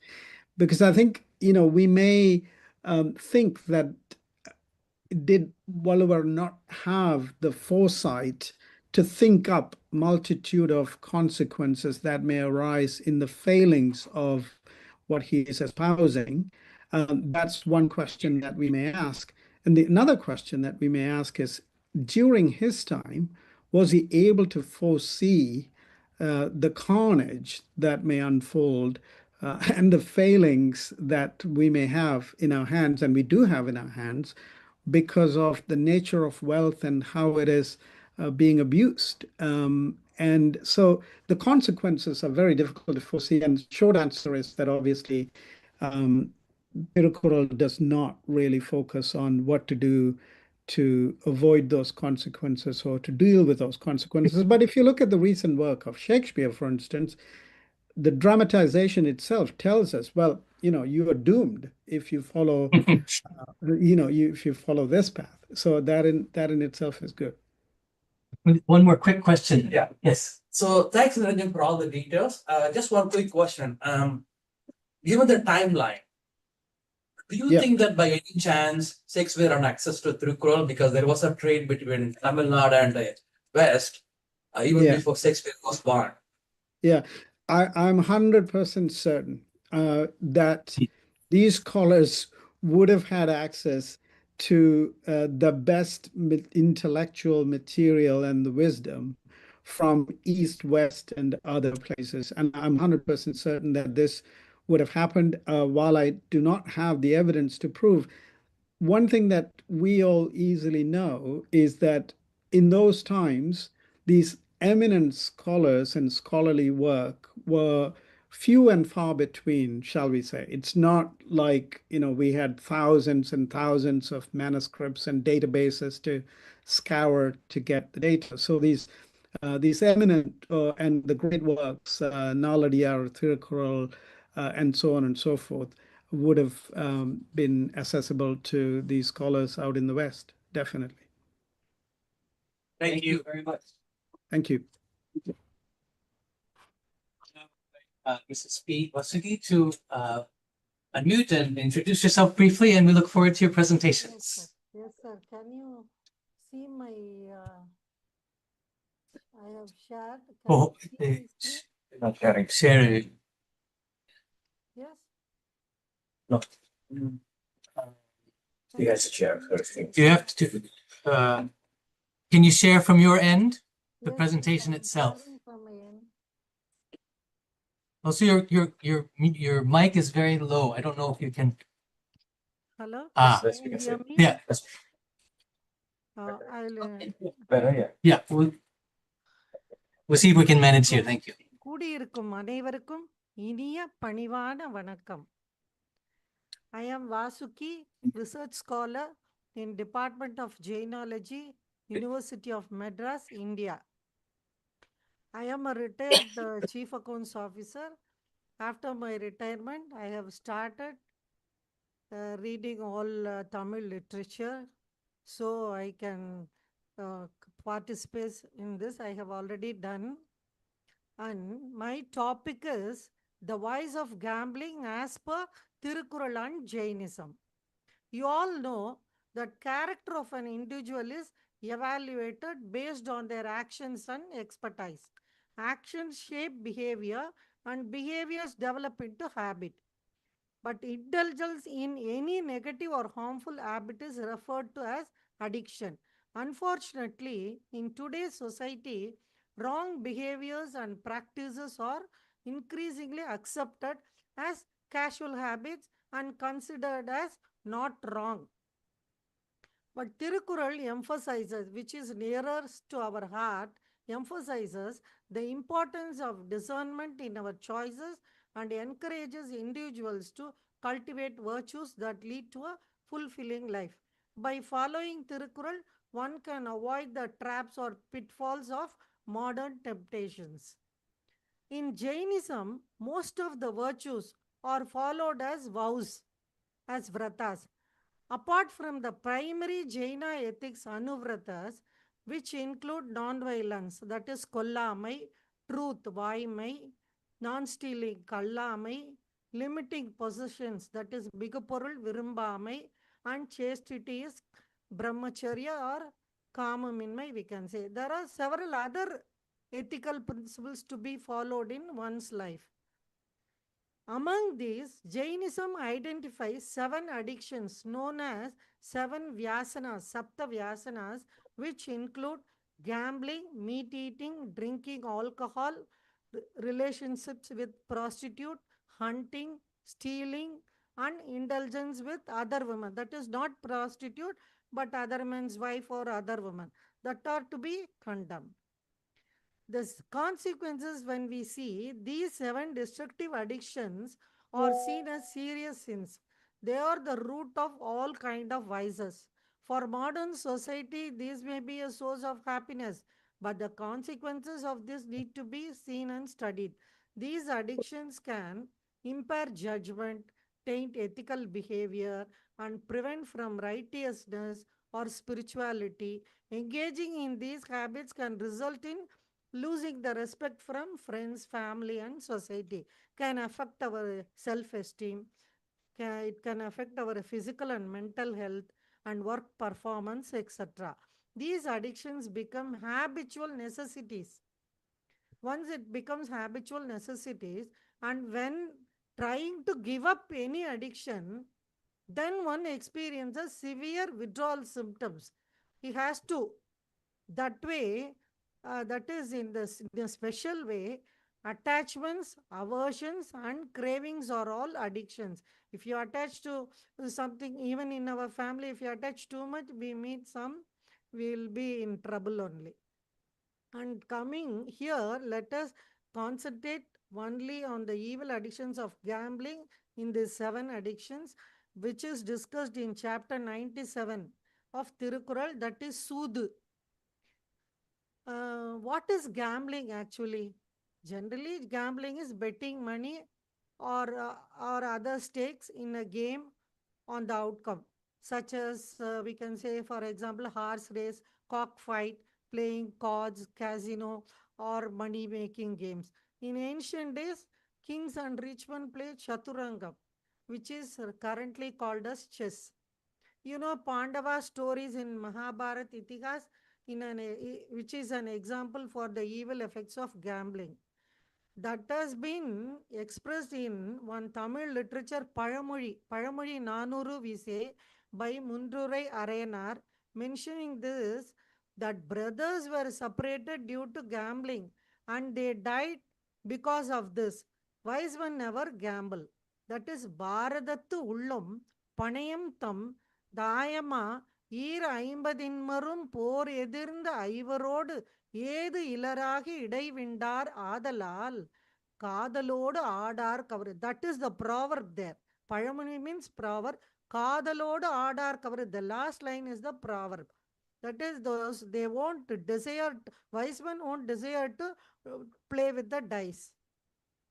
And when I searched for this gambling, I saw what is the punishment for gambling in India. Recently I searched.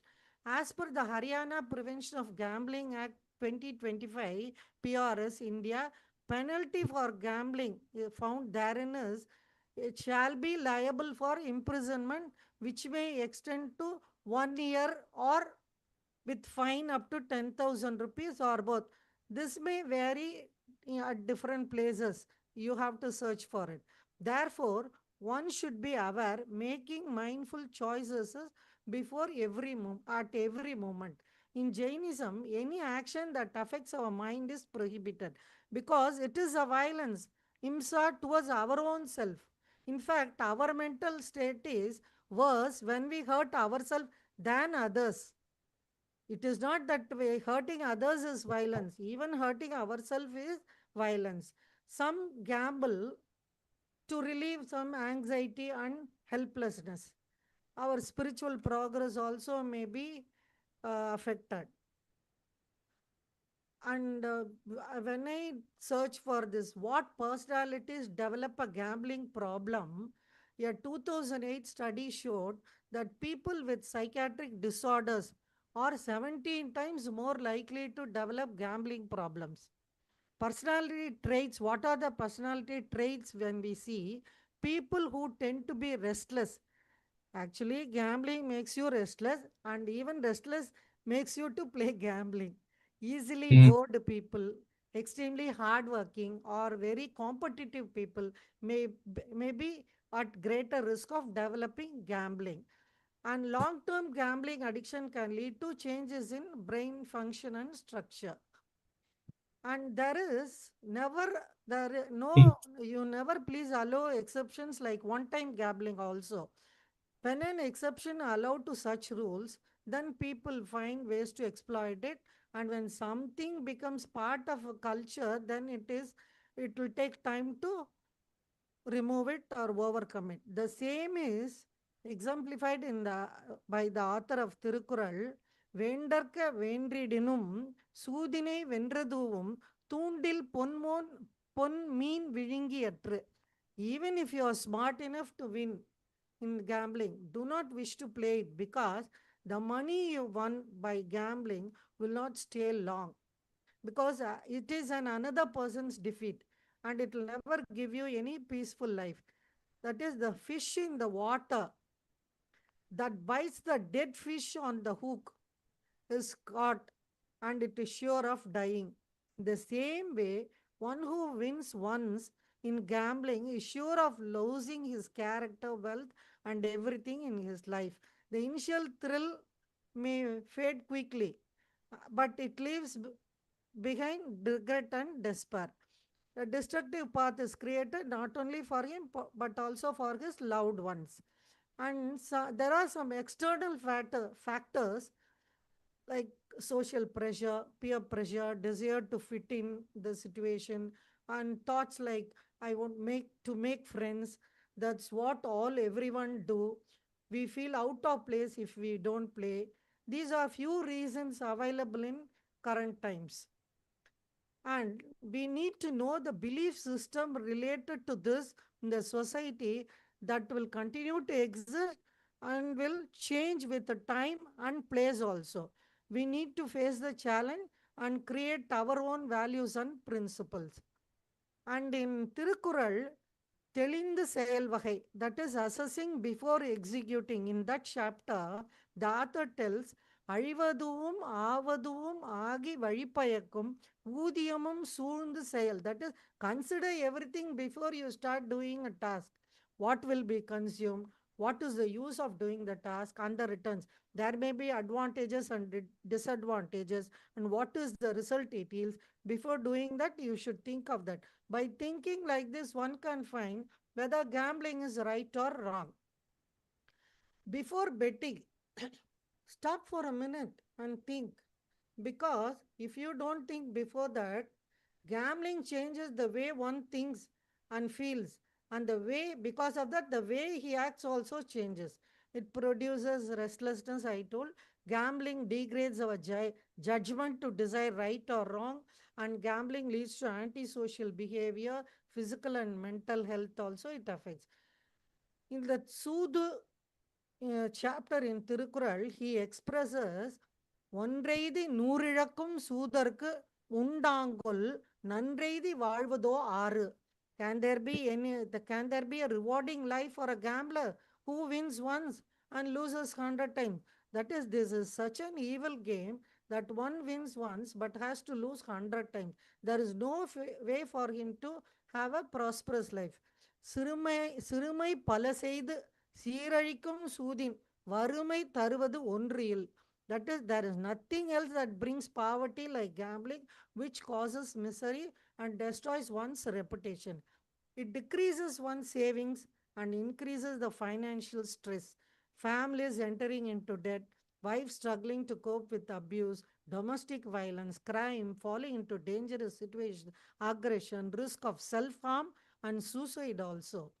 So it involves, and the thing is, gambling gives you simultaneously, you can recognize the potential defeat and victory. While gambling, you will find both.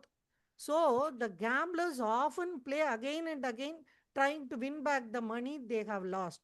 உருளையாம் ஓவாது ஒன்றின் பொருளாயம் போவோய் புறமே படும். This is Tirukkural 933. If one is interested in rolling the dice repeatedly, the wealth shall roll away to others. If a king is ceaselessly addicted to the rolling of dice in the hope of gain, his wealth and the resources will depart and fall into others' hands. In Jeevaga Chintamani, it's a great epic. Tirutaka Devar warns through the king Bhavanama Dev to his son Ashodaran, the previous birth of Jeevakan, about the evil of gambling and the money earned through it in two verses. That is, with false attitude and with the greed for money, the dice that rolls and the prostitute are considered as vessels that are overflowing with illusory pleasure only. So they are the means through which the particles of evil karma enters and that brings sin. Therefore, abandon those associations with prostitute and the deceitful gambling that burns the good character of being neutral. That's what பொய்யோடு மிடைந்த பொருளாசை உருளாயம், he is telling. This comes in Mukti Ilambagam.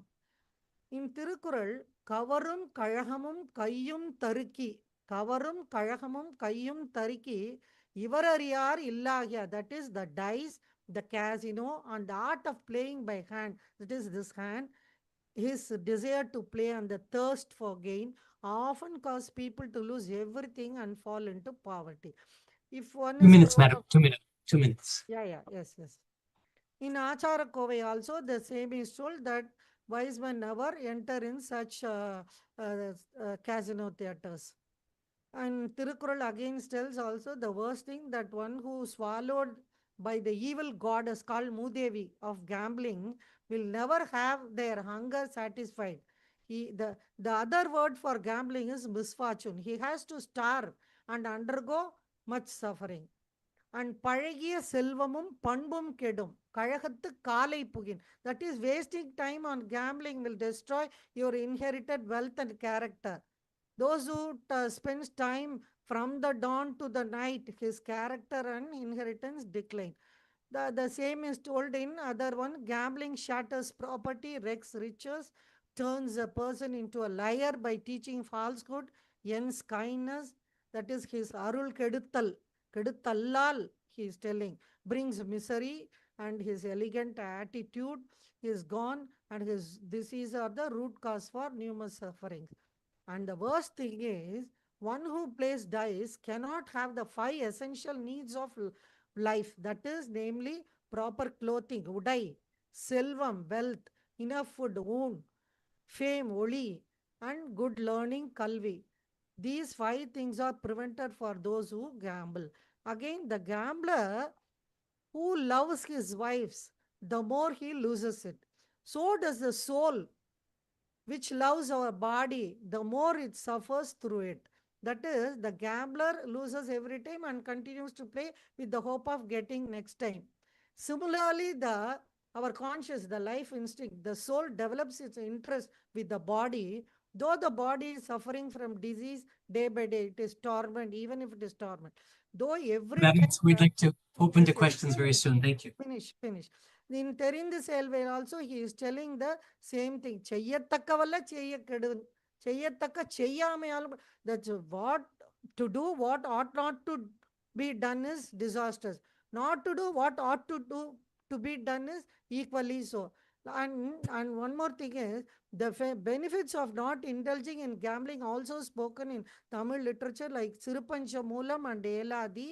The Sirupancham tells 5 things. Those who are not indulged in gambling with other virtues, like not interested in other properties, others' properties, they will have no rebirth, it tells. And Eladi also tell they will be affluent, those who do not they not indulge in gambling. And I am coming to the conclusion part. Such teaching in religion and in literature like Tirukkural have protected the societies to a certain extent from the negative implications. One should have complete clarity about the choices he makes and understand the consequences. It should be a long term. Courage is required to stop us. So I think it's useful for you all. Thank you. Thank you. Yes. My question is, talked about gambling, but what about lottery tickets? What about lottery tickets? Does that fit into Not. lottery tickets? I couldn't understand. He's asking about, is lottery tickets, getting a ticket for the lottery, a form of gambling? Lottery. Lottery is also gambling. Yeah. No, I tell you, anything within the limit is acceptable. If it exceeds the limit, it is not acceptable. It is an addiction. Thank you. Other questions? Yes. வாசிக்கு madam ரொம்ப நன்றி. இப்போ what I understood is that the DNA is, the gambling DNA is there in our blood for more than 2,000 years.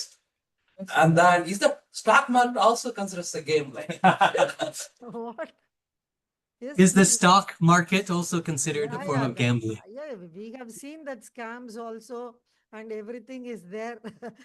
Yeah, that's what I am telling. You can study. That's what we have to choose correctly, and we should defend what we choose and see whether it is correct or not. Choose the right stocks. Nice question. Other questions in the back? I'll just say one comment, Mrs. Vasugi. I love this remark you take from Jainism about non-violence to oneself.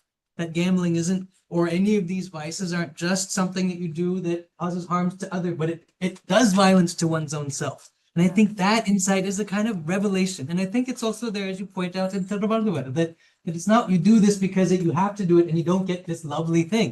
No, you're hurting yourself. And to be reminded of that is such a powerful thing in a person's life. Really beautiful. There's time for one last quick question. If anybody has a question. You've totally enlightened us. We left us without any questions. Thank you very, very much. We appreciate this lovely presentation. Thank you, sir. Thank you, sir. And to me.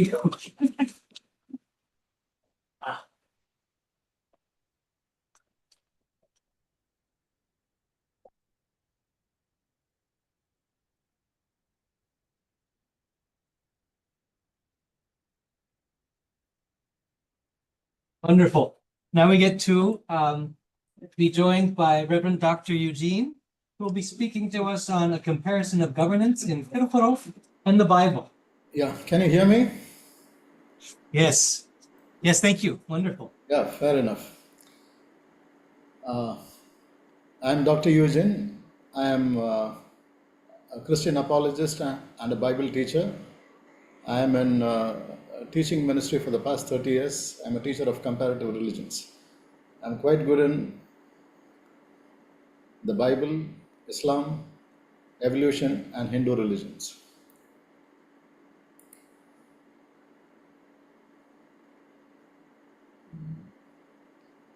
Do you have any slides to share? Yes, that's what I'm doing. Okay. Okay, here we start. Wonderful. See.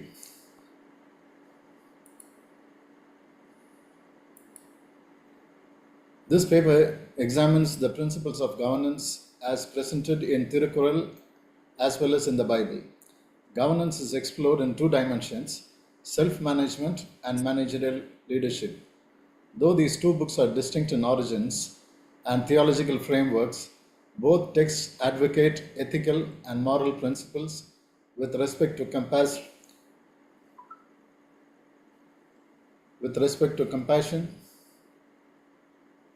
responsibility, self-discipline, and fairness in governance to promote a healthy society.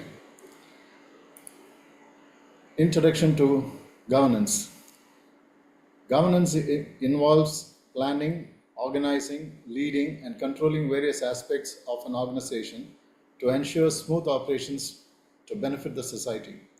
I am presenting governance in 4 disciplines: governance and God, self-governance, leadership and governance in public administration, vital aspects of governance in Tirukkural and in the Bible. First, governance and God. In both the Bible and Tirukkural, governance begins with an acknowledgement of divine authority. Thiruvalluvar, in the opening couplets of Tirukkural, praises a supreme self-existent God as the source of all virtue. For instance, Kural 2 declares, "Of what use is learning if it fails to lead to the holy feet of the omniscient God?" Tirukkural advocates righteous living, wisdom, compassion, suggesting that a person's action and character will determine his well-being and destiny. Similarly, the Bible emphasizes obedience in God's laws as foundational to peace and justice. The Old Testament of the Bible has 613 governing laws to mankind. The commandments are divided into 248 things to do and 365 things not to do. The famous 10 commandments are consolidated governing laws of these 603 laws and is further consolidated in the New Testament as 2 laws, which is in Matthew 22 and 37. It says, "Love the Lord your God with all your heart, with all your soul, and with all your mind. And this is the first and the greatest commandment. And the second is like it, love your neighbor as yourself. All the law and the prophets hang on to these 2 commandments." Next is self-governance.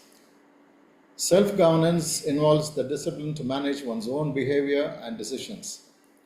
Self-governance deals with 3 functional aspects, namely trust, integrity, anger, and retaliation. Thiruvalluvar states in Kural 766 that trust can combat any challenge in family, among friends, or at work. Trust builds relationship, brings honor, and drives a personality towards good conduct. Kural 133 says, "Good conduct is a sign of noble birth, bad conduct is a sign of low birth."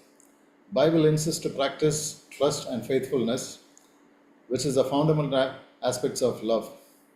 Proverbs 3 and 4 says, "Let love and faithfulness never leave you, bind them round your neck, write them on the tablet of your heart, then you will win favor and a good name in the sight of God and man." The second aspect is integrity. Common understanding suggests that truth is a statement of being accord with fact, while Tirukkural defines integrity, that is vaimai, as a justifiable aspect, that which supports the truth not as exactly what the fact is, but free of evil that prevails justice. Kural 291 and 292 use the word vaimai, that which is right without a least amount of evil. Bible also is parallel with the same sense. It says in Proverbs 6:13, "God loves who speak what is right." In the book of Joshua, the 2nd chapter, states a story in which Rahab understood the will of God for Israelites and sheltered the spies and misled the king's soldiers to a different direction. We normally think that it is wrong, but Hebrews 11:31 confirms what Rahab did was right and an act of faith in truth. Here, Rahab did not speak the fact, but spoke justice without any harm. Anger and retaliation. Qural 303 says, forget anger towards everyone, as fountains of evil spring from it. And Qural 314 says, retaliate with good deeds and put the evildoers to shame. Meanwhile, the Bible narrative emphasizes in Romans 12:21, if your enemy is hungry, feed him. If he is thirsty, give him a drink. In doing this, you will motivate a burning desire of repentance in his spirit. Now we go to the third section. Leadership and governance in public administration. Leadership is a leader's approach in providing direction and implementing goals with a time frame, motivating individuals and groups to accomplish the team's objective. The qualities of leader in Thirukural is 7:14 says, with brilliant people, be brilliant. With plain people, be as plain as white as chalk. In Kural 122, there is no greater wealth than self-control. Treasure it as your wealth. 541 says, examine and show no favor to injustice. Act impartially towards all to establish justice. The Bible echoes similar characters. It says, I'm not quoting you the quote because the quotes are written here. I'll tell you the points alone. Leadership is integral to a nation. Leaders are self-motivated to bring a dream to reality. Leaders aren't ambitious for their own gains. Leaders remain justice, mercy, and humility. Leaders understand accountability with God as their overseer. Good leaders don't boss over. Leaders pay employees what they deserve. Do nothing out of selfish gain. That is in Philippians 2:3. Do nothing out of selfish gain, but in humility consider others better than yours. Management in Thirukural. Chapter 68, 671 to 680, this deals with a crystal clear analysis of how a project has to be carried out for public welfare. This deals with key areas, namely cost estimation, required equipment, time duration of the project, selection of suitable site for execution, evaluate the risk analysis of any unforeseen situation due to weather, soil, accessibility, equipment, and transportation. Considering all these factors, devise a flawless plan and execute with the required manpower and skill set. Where in the Bible, governance is explained in the passage from Exodus, where Jethro gives instructions on implementing leadership and governance to Moses. Exodus 18:21-23 says, select capable men from all the people, men who fear God, trustworthy men who hate dishonest gain, and appoint them as officials over thousands, hundreds, fifties, and tens. Have them serve as judges for the people at all times, but have them bring every difficulty case to you. The simple cases they can decide for themselves. That will make your load lighter because they will share it with you. If you do this, you will be able to stand the strain and all these people will go home satisfied.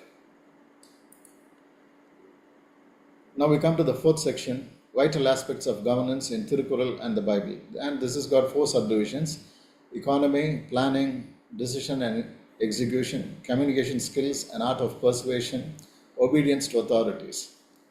First, we will go with economy. Economy is the vital part of governance. Therefore, the leader should take necessary actions to sustain economy without causing burden to the citizens. Kural 753 says, strong economy is the light of every governance that dispels all the darkness of gloomy situations. Kural 756 says, revenue from unclaimed wealth, taxes, customs, and spoils of war are the revenues to the government.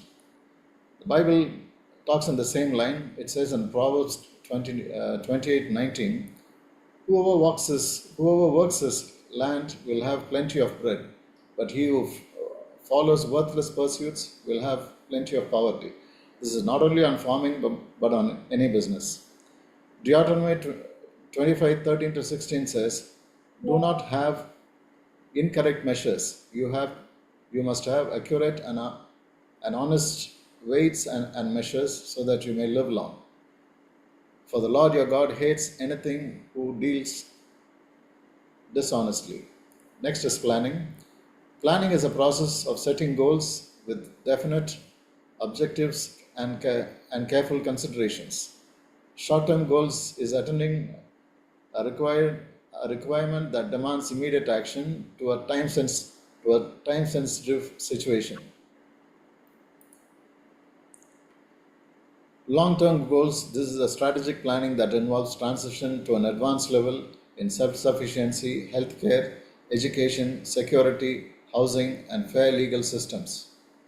To establish social justice in freedom of speech, faith to motivate collective efforts, free from negative consequences.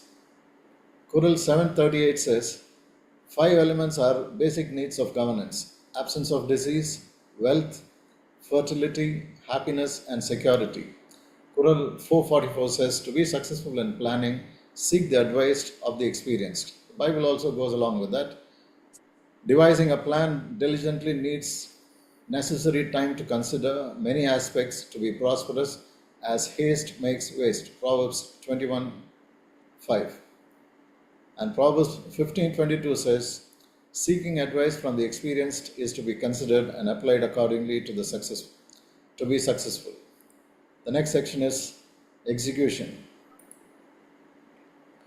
Execution is an obligation exercised with reasonable care to obtain the most favorable performance from kickstart to completion.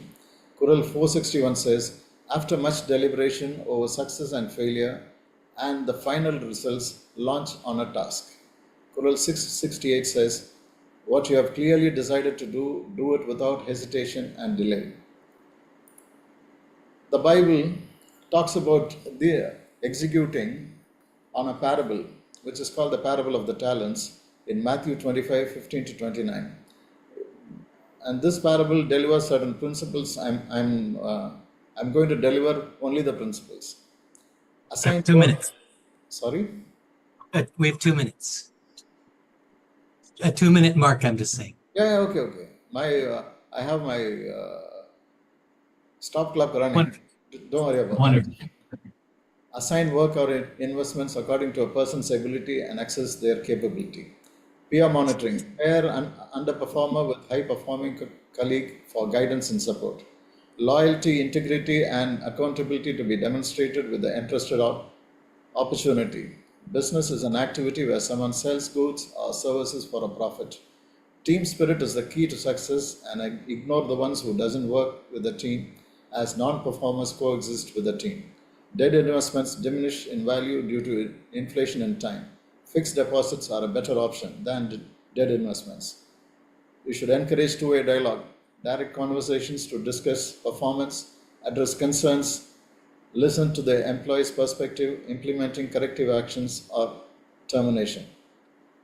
Recognition and rewards. Acknowledge and reward positive performance to motivate and boost morale and retain good performers. The next is communication skills and art of persuasion. Managing subordinates with diplomacy needs communication skills and art of persuasion. Kuril 645 says, speak with apt words so that no words can deliver the appropriate meaning better. A speech that draws attention and soothing to ears holds back even the adversary to listen. 643. Bible also compiles with that, where it says, let no corrupting talk come out of your mouth, but only such that is good for building up, as fits the occasion, that it may give grace to those who hear. Ephesians 4:9. Restraining one's words is prudent, especially when dealing with conflict. Proverbs 10:19. Next is obedience to authorities. Obedience to governance is cooperation extended by each individual to keep the system going. The humility to maintain silence before superiors are the best of all qualities. Kuril 7:15. Governance that doesn't check on itself will cause the people revolt. Choral 553. Similarly, in Romans 1 and 2, everyone must submit himself to governing authorities, for the authorities that exist have been established by God.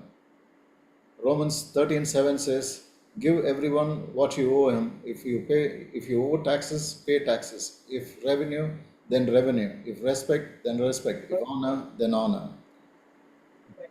Now, if we have come to the conclusion, the Tirukkural and the Bible converge in the vision of governance rooted in virtue and divine accountability. While their cultural expressions differ, their core teachings emphasize love, justice, and service. These principles remain vital for addressing contemporary challenges such as corruption, inequality, and conflict.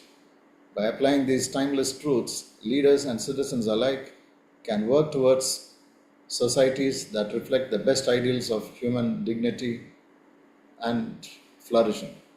Thank you. Thank you for your time. Thank you. Wonderful and comprehensive exploration. Questions from our scholars? Questions? We have questions.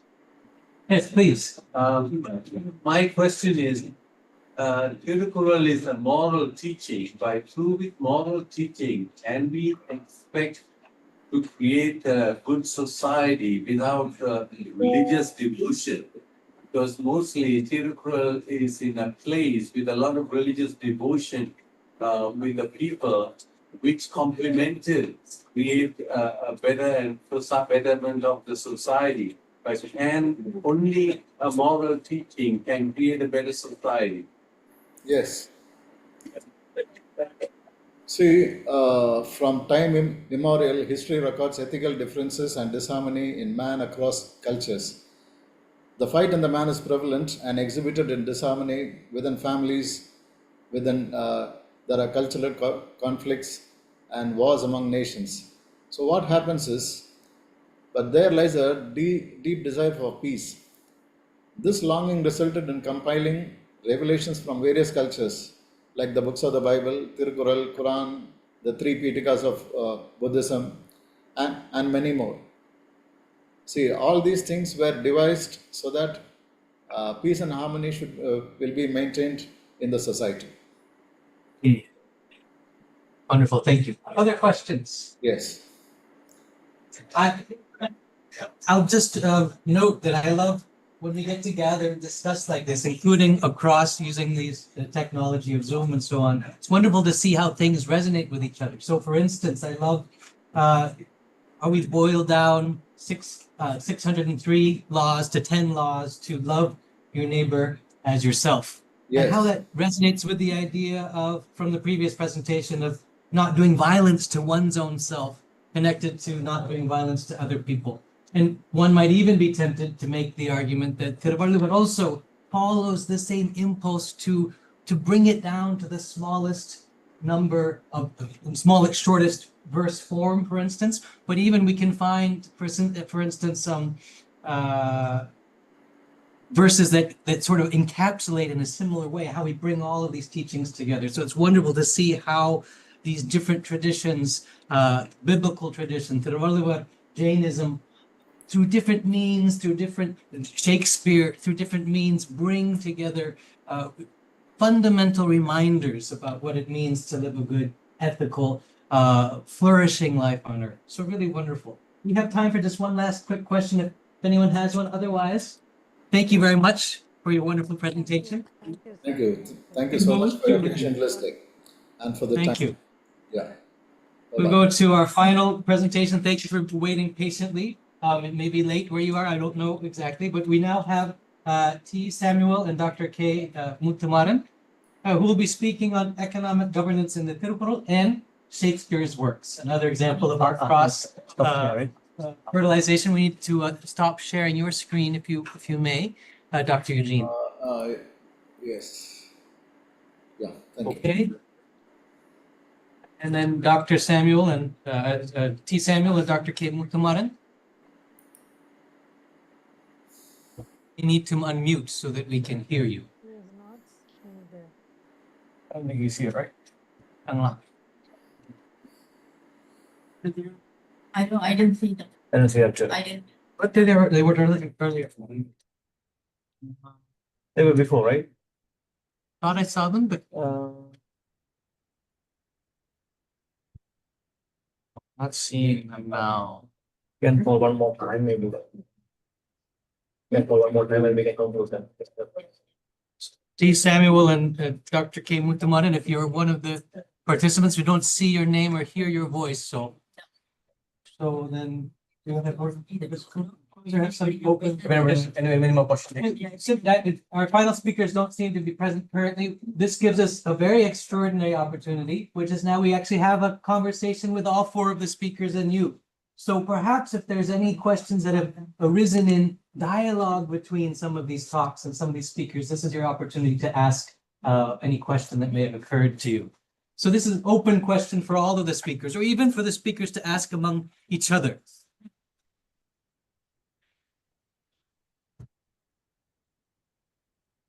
Please. To Vasagam, yes, wonderful.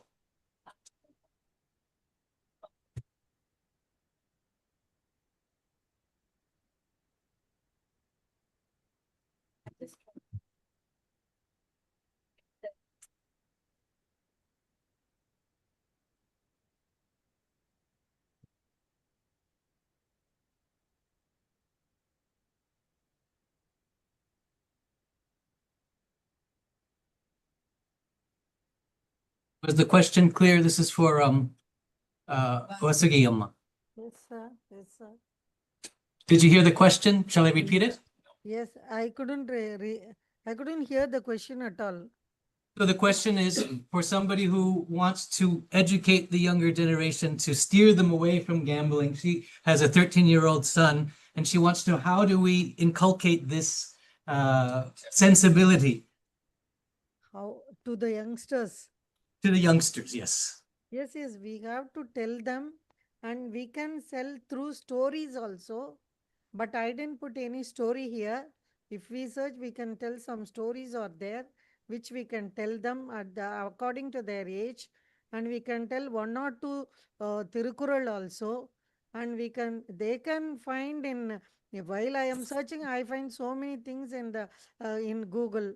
So we can tell them what are these things, what it will lead to. We can tell them, but it is up to them to listen, and whether it goes into their mind, that depends, because the age is the factor there. In that age, if they don't listen and if they don't obey their parents. I told that King Bhavanama Devan telling to his son, but that son listens to his father, and immediately he goes and do what he should do. He obeys his father. Like that, if these people, youngsters are like that, we can change them, and they don't enter into the gambling itself. Wonderful. Thank you very much. Other questions for any of the speakers, or any questions for the speakers for the other speakers? Yeah, if I We'll go with Niranjan, and then we have a question in the audience also. But go ahead, please. Oh, right. If I may ask Ms. Vasuki the question, yes. Put it very simply, I think we may need to time travel to 100 years ago to fully acknowledge the teachings that you have so kindly articulated, and the values and the behaviors and so on and so forth. And I think all of such was embedded in the society at the time, and people were willing to follow those norms and traditions to without question follow some of the values. But in today's world, families face a lot of challenges because of the way the society has evolved over the last 50 years, thanks to technologies. So it's really a question of whether it's even practical to bring up youngsters, inculcate them in those good values, and how. And I'm sure that there are various schools in several countries and several cities, and particularly in overseas countries.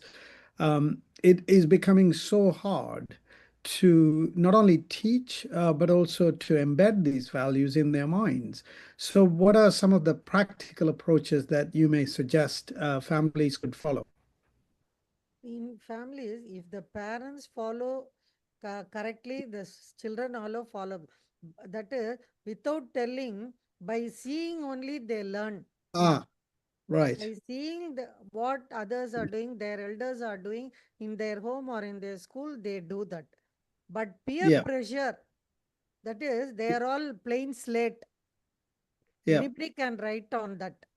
So Yeah. we should embed them before anybody writes on their mind. No, that is the problem. So we should be telling in home, and nowadays they don't even talk with each other.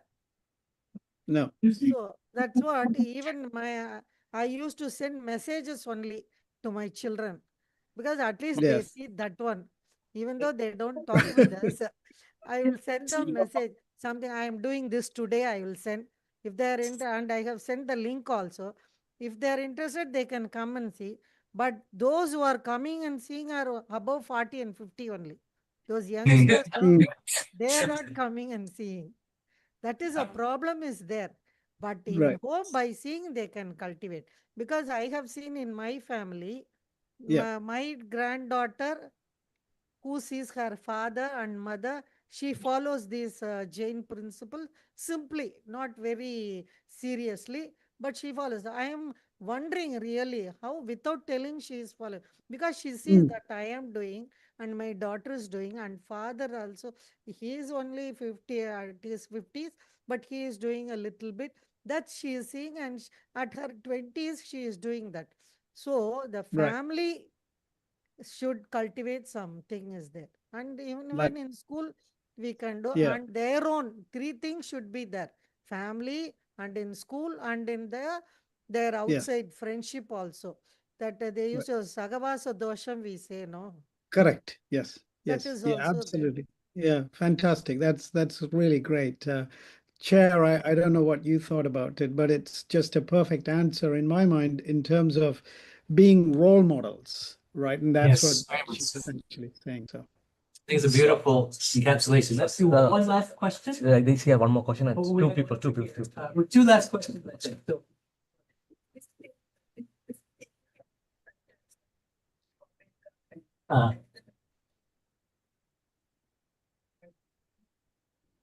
so I don't know if you heard this, particularly for for the Bishop, Dr. Ravi Kumar. In corporate governance, risk taking is a very large factor. How is risk taking in particular addressed by Thiruvalluvar? See, in various verses, he has talked about the risk-taking factor, because it's almost like a motivational speaker. He gives several verses, several couplets. So he never discouraged people from taking risk. But at the same time, he has emphasized that one has to make careful steps when they indulge in anything. Would that be, could we say, a calculated risk or risk within knowledge and Calculated. wisdom? Yeah, no, like, that is why I mentioned about the Tata Group. The Tata Group, they selected Jamshedpur. Their headquarters was Bombay. They could have started a factory in Bombay, but they didn't. Where easy, cheap labor was available. But they went to Jamshedpur not for the war, but they had the resources who were already known what is iron smelting. So, whenever you make an effort, you have to make how, what time, where, and how I can make an impact. So all that assessment plays a vital role in taking risk. Tatas have taken a risk Britishers didn't help them to establish a plant, but they ventured out.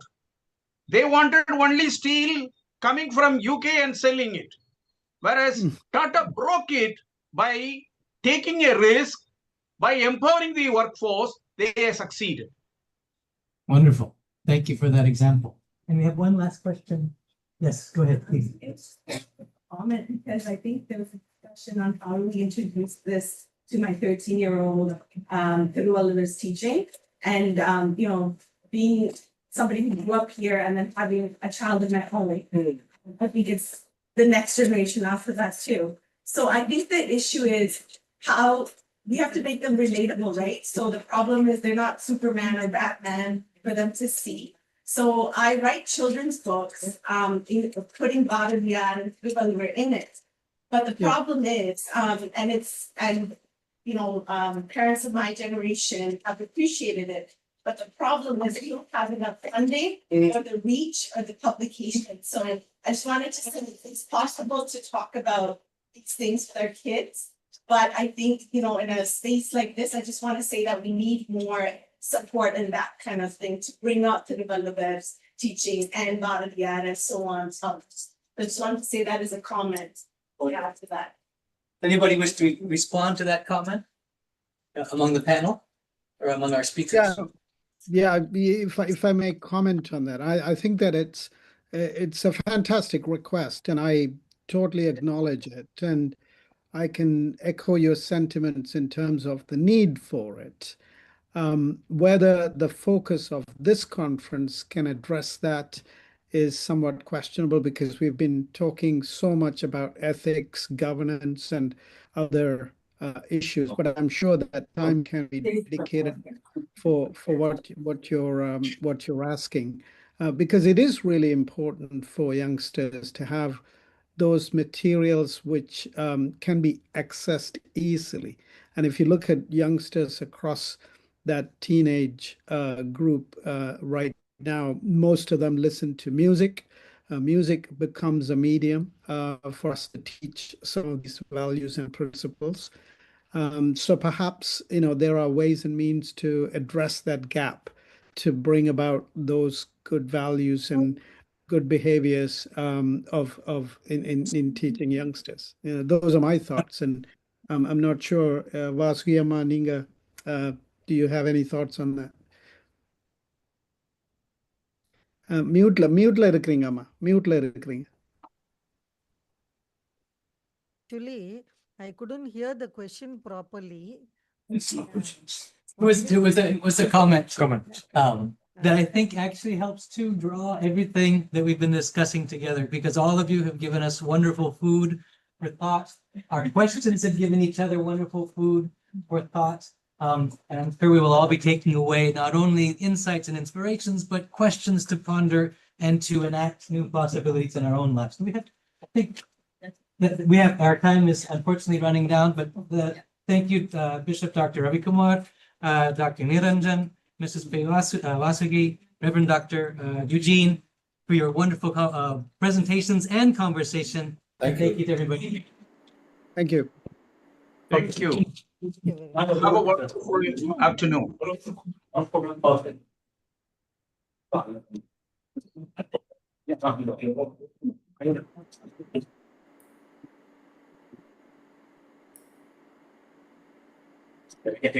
Sure.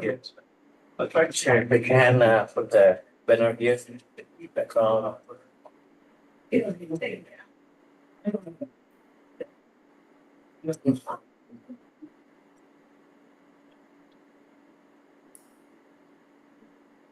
Oh, yeah. Sure. I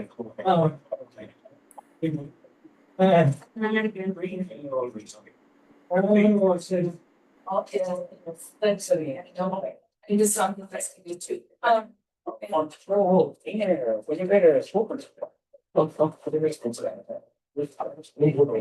Oh, you didn't have the mistake, the mood better than ever.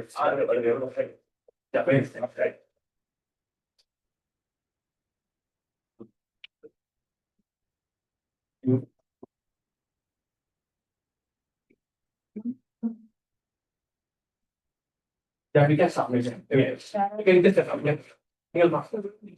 Follow the leader and then. The weight go to the computer this week. Yes. But I'm alive. You're going. Yes. Yeah.